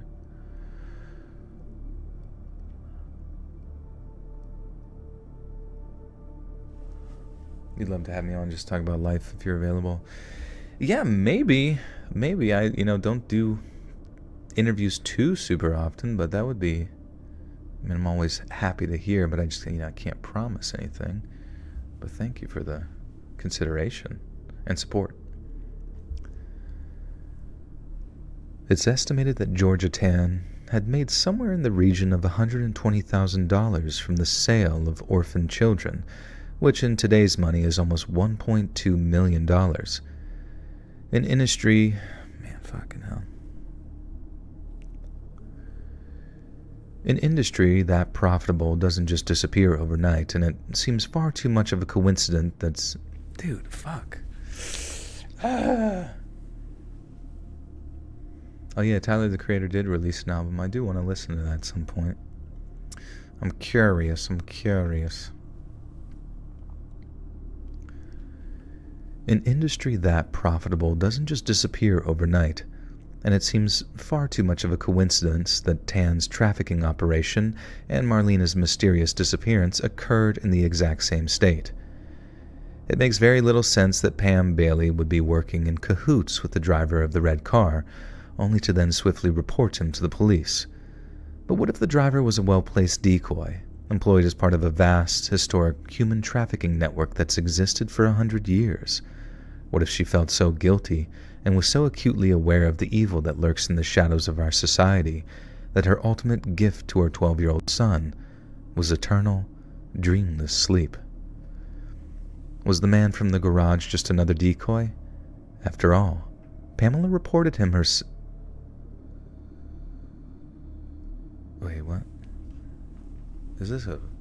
Was he innocent, or was it the fact of the grant... Vermont... Oh, these are just notes. Okay.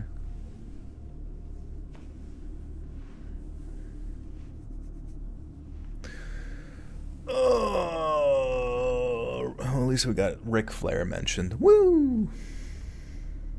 Jacob's gonna shit his pants when he hears this.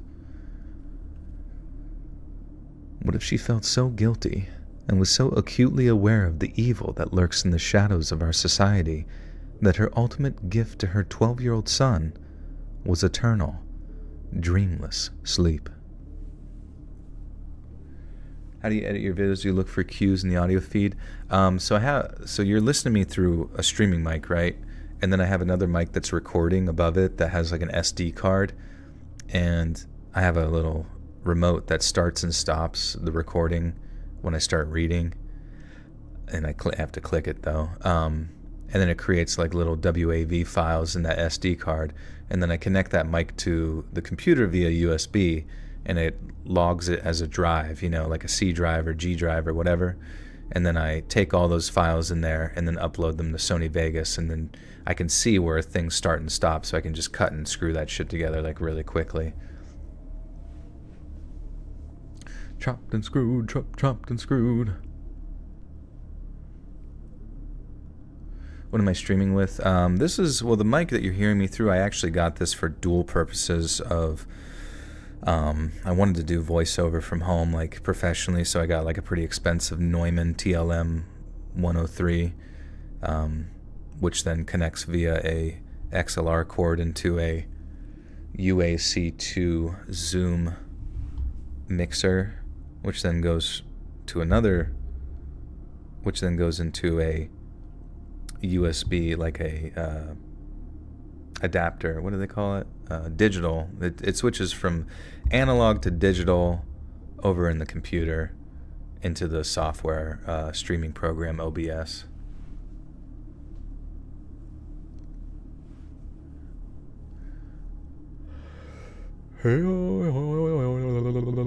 Alright, I think we got one more. Or what the fuck story? Oh, okay. Yeah. Wait, okay, one real quick. That was the one about the dumpster, and then it was that one about the storm, and then the Boland's evil twin, and then this was the true crime one. And then we got this last one. Spooky. Freaking spooky. It's not super long, but it should be good. I'm gonna go take my what's it called? My magnesium. I'll be right back and we'll read the last story. How's that sound, gang? Yippee!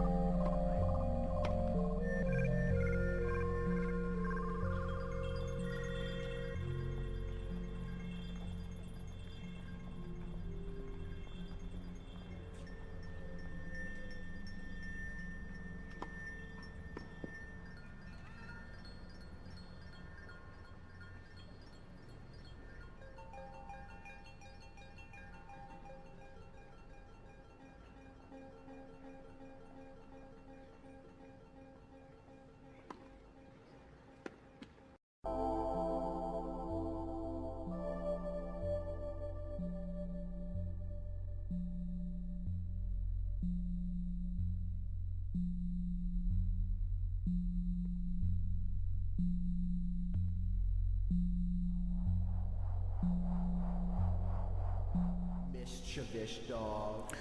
Bing bong. The bitch is back.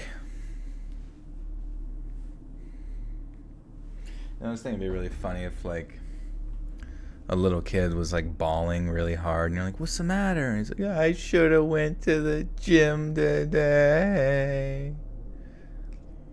Oh. What? I missed triceps and back. Well, I guess chest, maybe. I don't know. Emily, welcome to the Buttersaw Cult. You now have access to bonus content. Thank you. I painted the bowl, yeah. Sorry, I started looking at memes and I got distracted.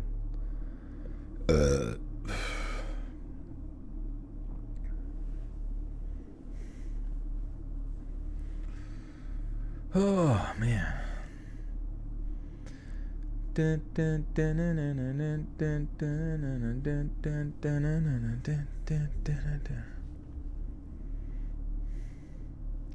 Okay, so this is the last one that we will read for the night, and it's about 5 pages. The previous one was 13, so you can imagine it is less than half of that length.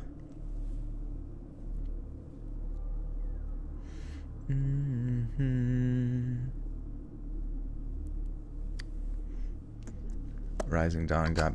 Uh-oh. Did he get in trouble? Is he timed out or something? He upset the old gods.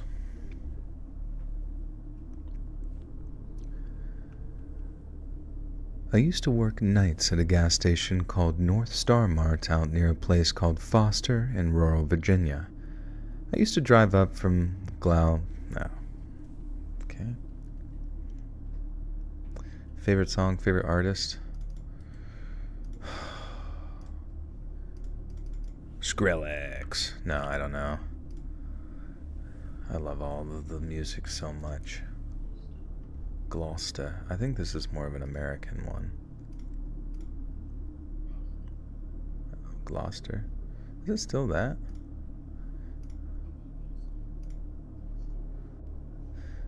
This doesn't sound right.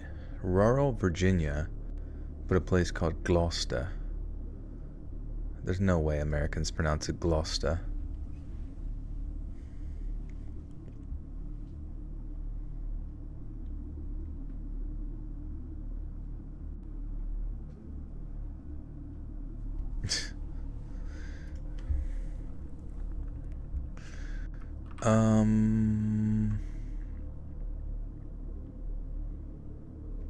Oh yeah, anybody play the new Call of Duty at all? Is it complete dog shit? I'm assuming it's dog shit.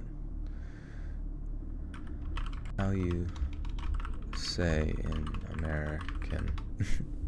I say in the American language. Gloucester. Oh, it's still Gloucester, just like Foster. Interesting. Just don't say it too British.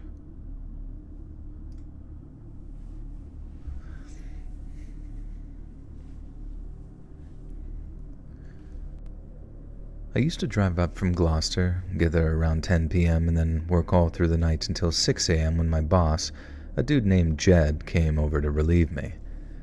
Fuck, not Jed, Judd.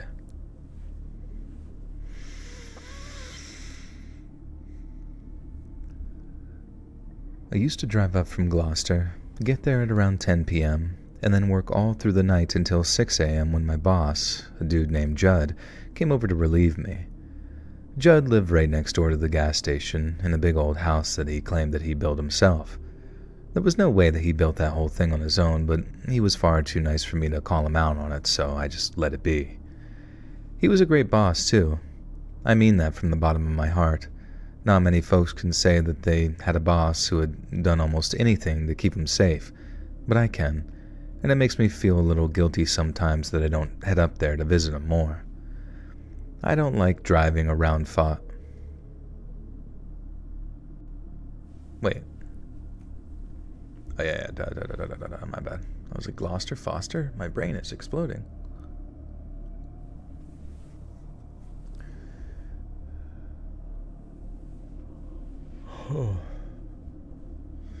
Americans spell it Gloucester. Well, I guess it's like a geographical location, so I'm not really sure. Hey, Sierra, what's up?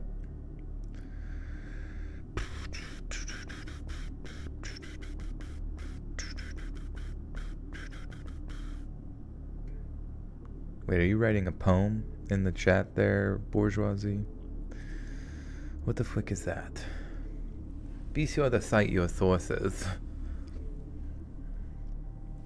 Get out of the hot tub. Yeah, I'm turning into a raisin down there, bro. You don't even want to see. But I don't like driving around Foster anymore. I don't like going anywhere near the place. And by the end of this story, I think you're going to understand why. I worked at the North Star for 9 months and 3 weeks, working anything from 2 to 5 nights a week, depending on how busy I was at school. Not a single customer in all the time I worked there ever gave me a single ounce of trouble. It was one of the best jobs I ever had in that respect. It was always a little busier on weekends, but during weeknights, I'd sometimes serve only 2 or 3 customers a night and spend the rest of my time watching movies on my iPad back when that was like a iPod vlog. How many stories we got left? We got just this one, and it's not that long.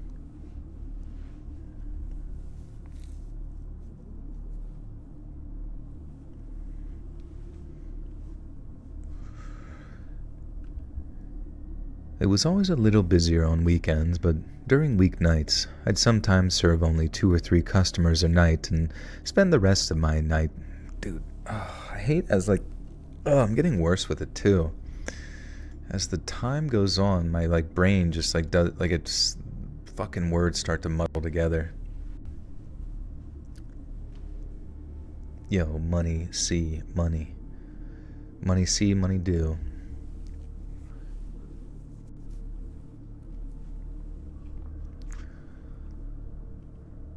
It was always a little busier on weekends, but during weeknights, I'd sometimes serve only 2 or 3 customers a night and spend the rest of my time watching movies on my iPod, back when that was like a revolutionary thing to do. Judd was really chill like that. He didn't give me a bunch of cleaning tasks, he didn't give me any Maku work? Is that a fucking phrase? Maku work?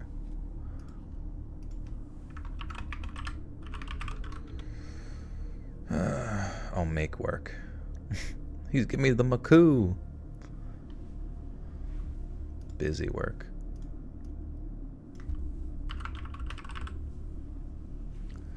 Change the font of the stories. I got it locked on my best font. Which one should I change it to? Do you think? What's up, Devoid? How we doing? Aylin with the 2. Hey, what's your favorite horror game? Honestly, I would say probably one of the Little Nightmares games. I just find them very, very entertaining. But who knows, if you guys say another one, I might like it. Would I still read to you guys if you were all worms? What do you think I do in my free time, honestly? I go out to my backyard, I find the most moist stone you can imagine, and I lift it. Under there is just 500 little yous creeping and crawling around, and I read to them until I'm eventually arrested for being in somebody's yard.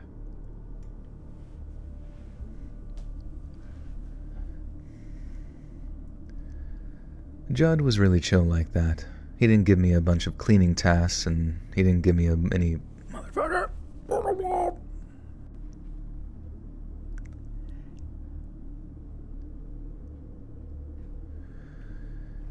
He didn't give me a bunch of cleaning tasks, and he didn't give me any busy work at all, actually.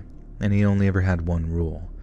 If anyone ever showed up late at night, acting weird in any way, I was to call him right away. It didn't matter if the call woke him and his wife up from the sweetest dreams they'd ever had. If anyone was acting sketch, Judd wanted to know about it. I figured that was fair enough. The gas station was Judd's whole life. It was his retirement plan, so if it went up in flames, well, you see where I'm going with this. So even though it felt slightly emasculating, as in I felt like I could take care of the station myself, I agreed to give Judd a call every time there was any disturbances. When he first told me about his little golden rule, I'd be lying if I said that it didn't make me a little nervous, I guess.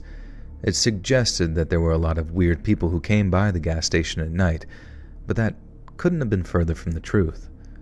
Like I said, 9 whole months and not a single instance of weird or disturbing behavior. And then one night, it happened. I was in the back office one night, splitting my attention between the security monitors and a copy of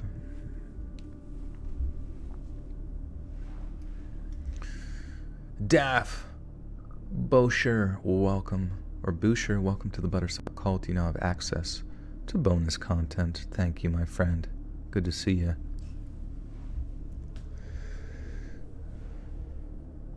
Wait, who's unsubscribing? How dareth they?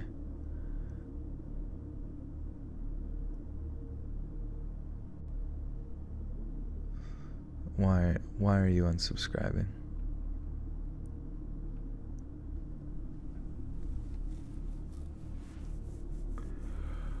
Do do do do do do do do.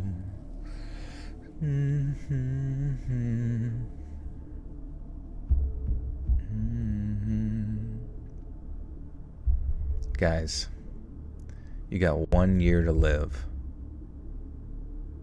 Make it count. No, that's not what I meant. I meant if you had 1 year to live, what would you do to make it count?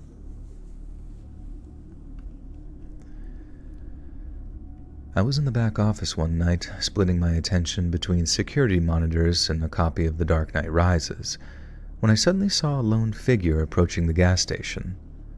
We had 3 cameras, one facing the pumps, one facing the approach to the store, and a third which allowed me to watch the inside of the store from the back office. I can see the guy walking towards the store, past the pumps, and then into the view of the second camera. But then, instead of walking into the store like literally everybody else, he stops dead outside the door. He's right in the view of the second camera, so I'm looking at this guy fairly close up, and he looked like a perfectly regular rural Virginian dad type. He looked like he had work boots on, some faded jeans, and a baseball cap with some kind of hunting or fishing logo on it. Literally the most unremarkable looking guy that could ever walk through our door. But his behavior most definitely got my attention. I guess it's not entirely true that nothing weird ever happened, because there was one previous occasion where I called Judd in the middle of the night. Some crazy lady was screaming like a demon out near the pumps. It was a Saturday, and had to be maybe 4 to 4:30 in the morning, but just like Judd said, I gave him a call at his house. I told him about the lady and how her screaming was freaking me out. He asked for a description, I gave him one, and then he tells me, "Oh, that's just Rhonda liquored up on payday. She'll head home once she's tired herself out." And then you know what? She did. She eventually stopped screaming and then just kind of walked off, like she was done with that night's performance. Anyway, the way in the sporting goods cap... The guy. I don't know.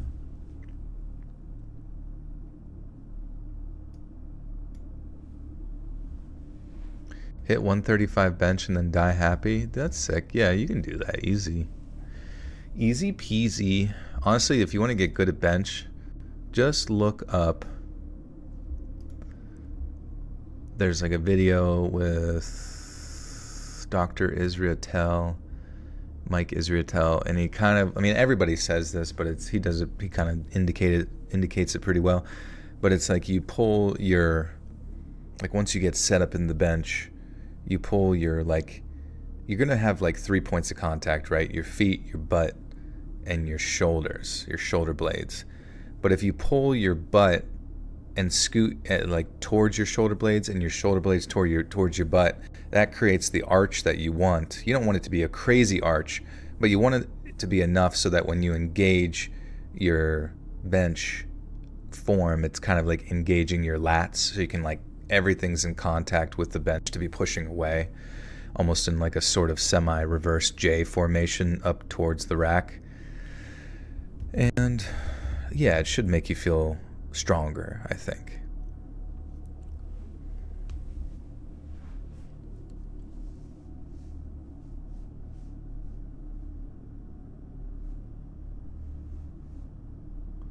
Or you could just have a soft, feminine body and said, call me crazy. Mao Zedong says real power comes from the barrel of a rifle. Yeah, but looking hot comes from doing squats, so fuck Mao Zedong. He's a dickhead. Do you tighten the buttocks when doing that? Hell yeah. Mike is the science-based lifter, right? I like his content. Thanks for the advice. Yeah, no worries. Yeah, Mike's pretty good. I mean, he says a lot of like silly, funny stuff too as he goes along. But honestly, he's just pretty straightforward. Like he's you know, he doesn't hide the fact that he uses steroids. He's very much into the like calories in, calories out type thing. You know, working to failure, full range of motion, all that good stuff. And yeah, it works, you know, and I like that. Oh, benching builds the upper body? Oh, okay. I forgot about that. I'm a fake lifter. Anyway, the way in the the guy. The guy. Why do you say the way? Show me the way.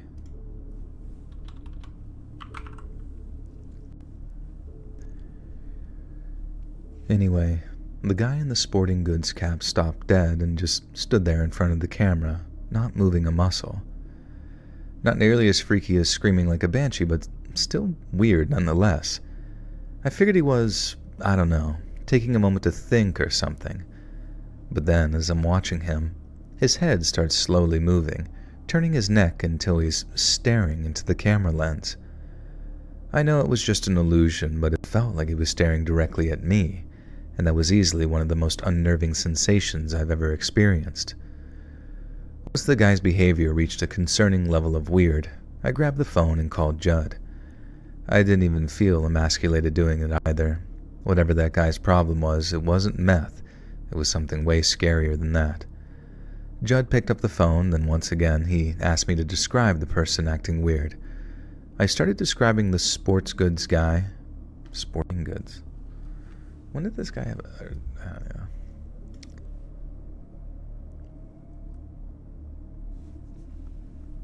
Calories in, calories out. Are you a bomb calorimeter? Are you a bomb calorimeter? A study from MIT showed rats fed the same calories, but one with sucrose and one with fructose showed the fructose rats had more body fat. Huh. Sucrose? Where was the... So... Sucrose versus fructose. What does that indicate? Difference between sucrose versus fructose. Did they say why?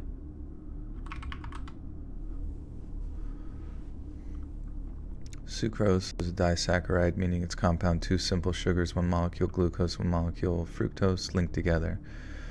Fructose is a monosaccharide or singular...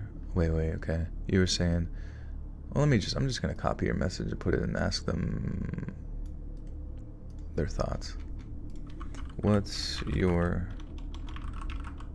thoughts on the calories in, calories out model? Serves as a foundational principle in weight management, but oversimplifies how bodies process different types of calories. While it's true that weight changes depend on energy balance, the type of calories consumed can affect metabolism, hormones, and how energy is stored or used, which CICO, calories in, calories out, doesn't fully capture. Your point about fructose versus sucrose highlights this. While both have the same caloric value per gram, their metabolic pathways are different. Fructose is processed mainly in the liver, where it can lead to higher fat production, lipogenesis, especially in excessive amounts. Sucrose, containing both glucose and fructose, is split in the digestive tract, while glucose causing an immediate insulin response and being distributed for use or storage throughout the body. And studies like the one you mentioned, which examine the impact of equivalent calorie intake from sucrose versus sucrose in rats, the fructose-fed rats accumulated more fat even with identical calorie intake. This occurs because fructose metabolized differently, promoting more fat storage. Studies like these reveal that calorie quality, i.e. the source of type of calories, has significant implications for body composition, metabolism, and health problems beyond the pure energy count. A bomb calorimeter measures calories by burning food completely to release heat, but this approach doesn't mimic the nuanced ways human bodies digest, absorb, and metabolize food. Our bodies are influenced by hormones, gut microbiota, and metabolic pathways that vary by macronutrient types, protein, carbs, fats. So while calories in, calories out is a good starting point, understanding calorie quality and how different macronutrients affect metabolism can lead to better health and body composition outcomes. Interesting.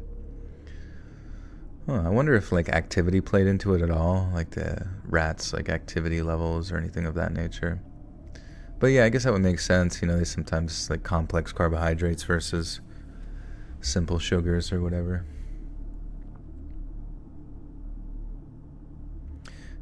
The sucrose versus sucralose is, not known in large glycemic individuals. What does that mean? Hey, Fireside, good to see you.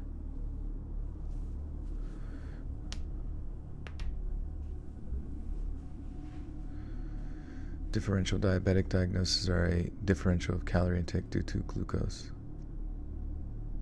What? Sorry, I'm trying to keep up. Can't keep up. What happened to that one guy who always spammed would you rather in the chat? I think he's dead. Just kidding. I don't know. I actually don't know. I don't think the mods told me. Somebody said he got axed. I was away on a break. Oh, he's gone. Wait, he's not full banned, is he? Or is he just, is it just temporary?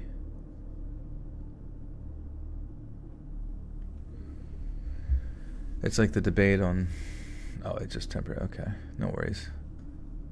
Timed out. Thank you, no worries. It's like the debate on whether fruit sugars are different than added sugars, even in the same amount, excluding factors like fiber. Right. Yeah. My husband will let me dress slutty for the Douglas Halloween parade, where him and I come to it together. There you go. What a good husband.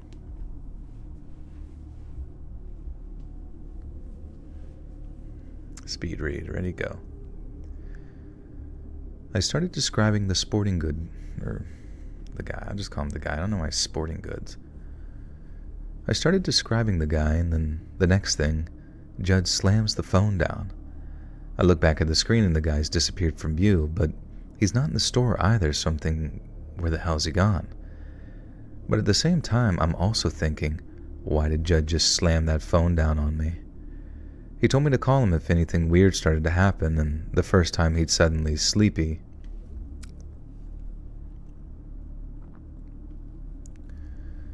He told me to call him if something weird started to happen, and the first time he'd sounded sleepy but pretty calm, so I was wondering what was so different about that time, when I suddenly see him on the monitors. Judd was running towards the gas station in nothing but his boxer shorts and a wife beeper. Beeper. Oh, fucking hell.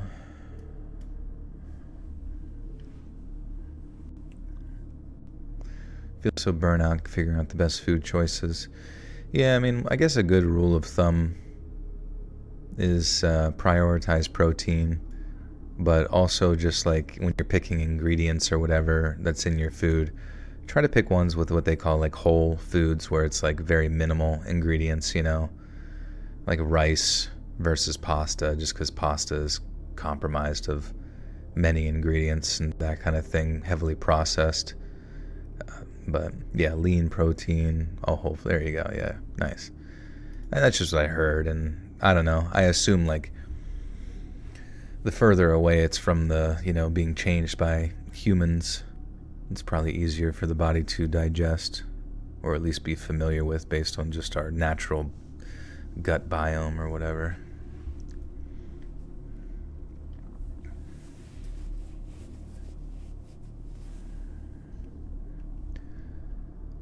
Judd was running towards the gas station in nothing but his boxer shorts and a wife beater, and he was carrying a shotgun in his hands. He burst into the store and asked me where he is. Then, when I say the guy just disappeared, and that I think he just walked off, Judd runs past me into the office to check the monitors. I'm freaking out too, because what the hell is he carrying that shotgun for? But no matter how many times I asked him what's going on, he kept silencing me and telling me that I needed to concentrate as he ran back to the security footage to get a look at the guy's face. I watched him, rewinding the footage until he finally found what he was looking for, and when he did, I watched Judd turn completely pale. Whoever it was, Judd was terrified of him, so terrified that he felt the need to come running over with a shotgun to protect me, and then that scared the hell out of me too. Judd sent me home that night after calling the cops, and the next day he called to say that he'd understand if I didn't want to come back to work. I asked just one time if he could tell me who the man was, and Judd paused and then repeated the part about understanding if I didn't want to come back. I thanked him for the job, wished him luck, and then just hung up. Like I said earlier, I still feel guilty for not going up to see him anymore. Oops. Do you think Judd was like a competitive meth? It was a meth dealer that he was competing with or something?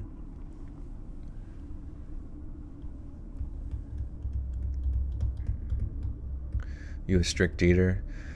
Sometimes I'd be a strict eater, but honestly, lately I am not. It's kind of bad.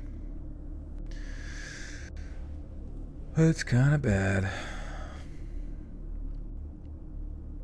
Honestly, every customer who comes through the door at my gas station is going to get the shotgun treatment.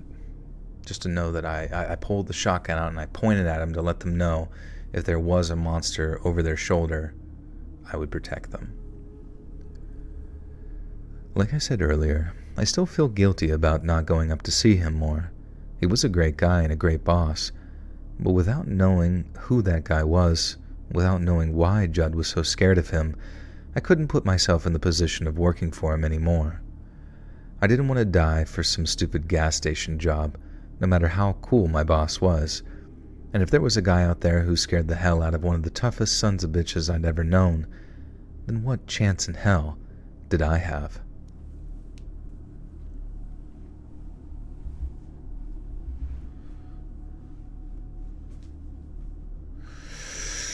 All right, we made it, friends and colleagues, homies and lovers. Now we're gonna read the outro. Outro. Oh, Meg, what's up, dude? Where the fuck is the outro? Oh, there it is. Sweet Mama Jamma. You guys gotta think of something funny for me to say. And if it's not funny, I'm gonna tell Twitter. And then they're gonna shame you publicly and dox all your information. If you say a joke I don't like, I'll dox your information. And we might just show up at your house tonight, yeah. Okay. Hey friends, thanks for listening. Click that notification bell to be alerted of all future narrations. I release new videos every Monday and Thursday at 9 p.m. Eastern Time, and there are super fun live streams on Sundays and Wednesday nights. If you got a story, be sure to submit them over at my email, letsreadsubmissions@gmail.com, and you might even hear your story featured on the next video. And if you want to support me even more, grab early access to all future narrations and bonus content over on Patreon, or click that big join button to hear about the extra perks for members of the channel. And check out the Let's Read podcast, where you can hear all of these stories in big compilations located anywhere you listen to podcasts. All links in the description below. Thanks so much, friends. And remember, trick or treat? Question mark? It's gotta be spooky and funny and all sorts of stuff. Guys, we're turning into a ASMR situation here.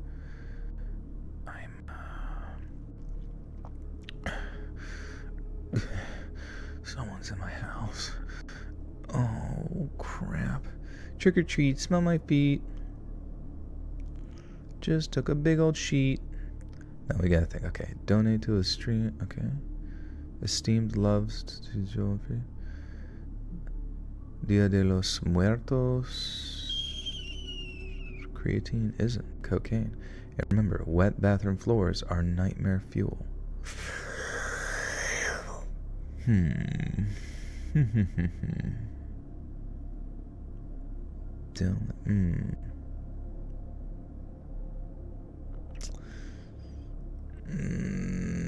Remember, lady fingers don't have fingerprints. That's pretty good. Okay, I'm trying to figure that one out. And remember, lady fingers don't have fingerprints. What about butterfingers? What are lady fingers? Is that a snack? If you truly want a headache gone, I recommend a 12-gauge aspirin. Nice. Actually, I'm going to say that one, Jonah, just 'cause. Thanks so much, friends. And remember, lady fingers don't have fingerprints. Them lady fingers don't have fingerprints, sir. What? They ain't got no fingerprints. Alright, guys. Thanks for chilling. Thanks for the 4 hours of your time. You are dismissed out into the world. I will get these stories edited and up on Patreon for only $1 a month over there. You can get it for early access, $10 a year. Otherwise, YouTube video will be out tonight, Halloween night, at 9 p.m. EST. If you do anything for Halloween, whatever it might be safe, be smart. Don't fucking conjure a soul into Chucky the doll again, for fuck's sake. Think before you act. But whatever you do, be sure to watch my new video. It will be out. All right, love you guys. Appreciate you. See you Sunday for the next live stream. All right. Goodbye.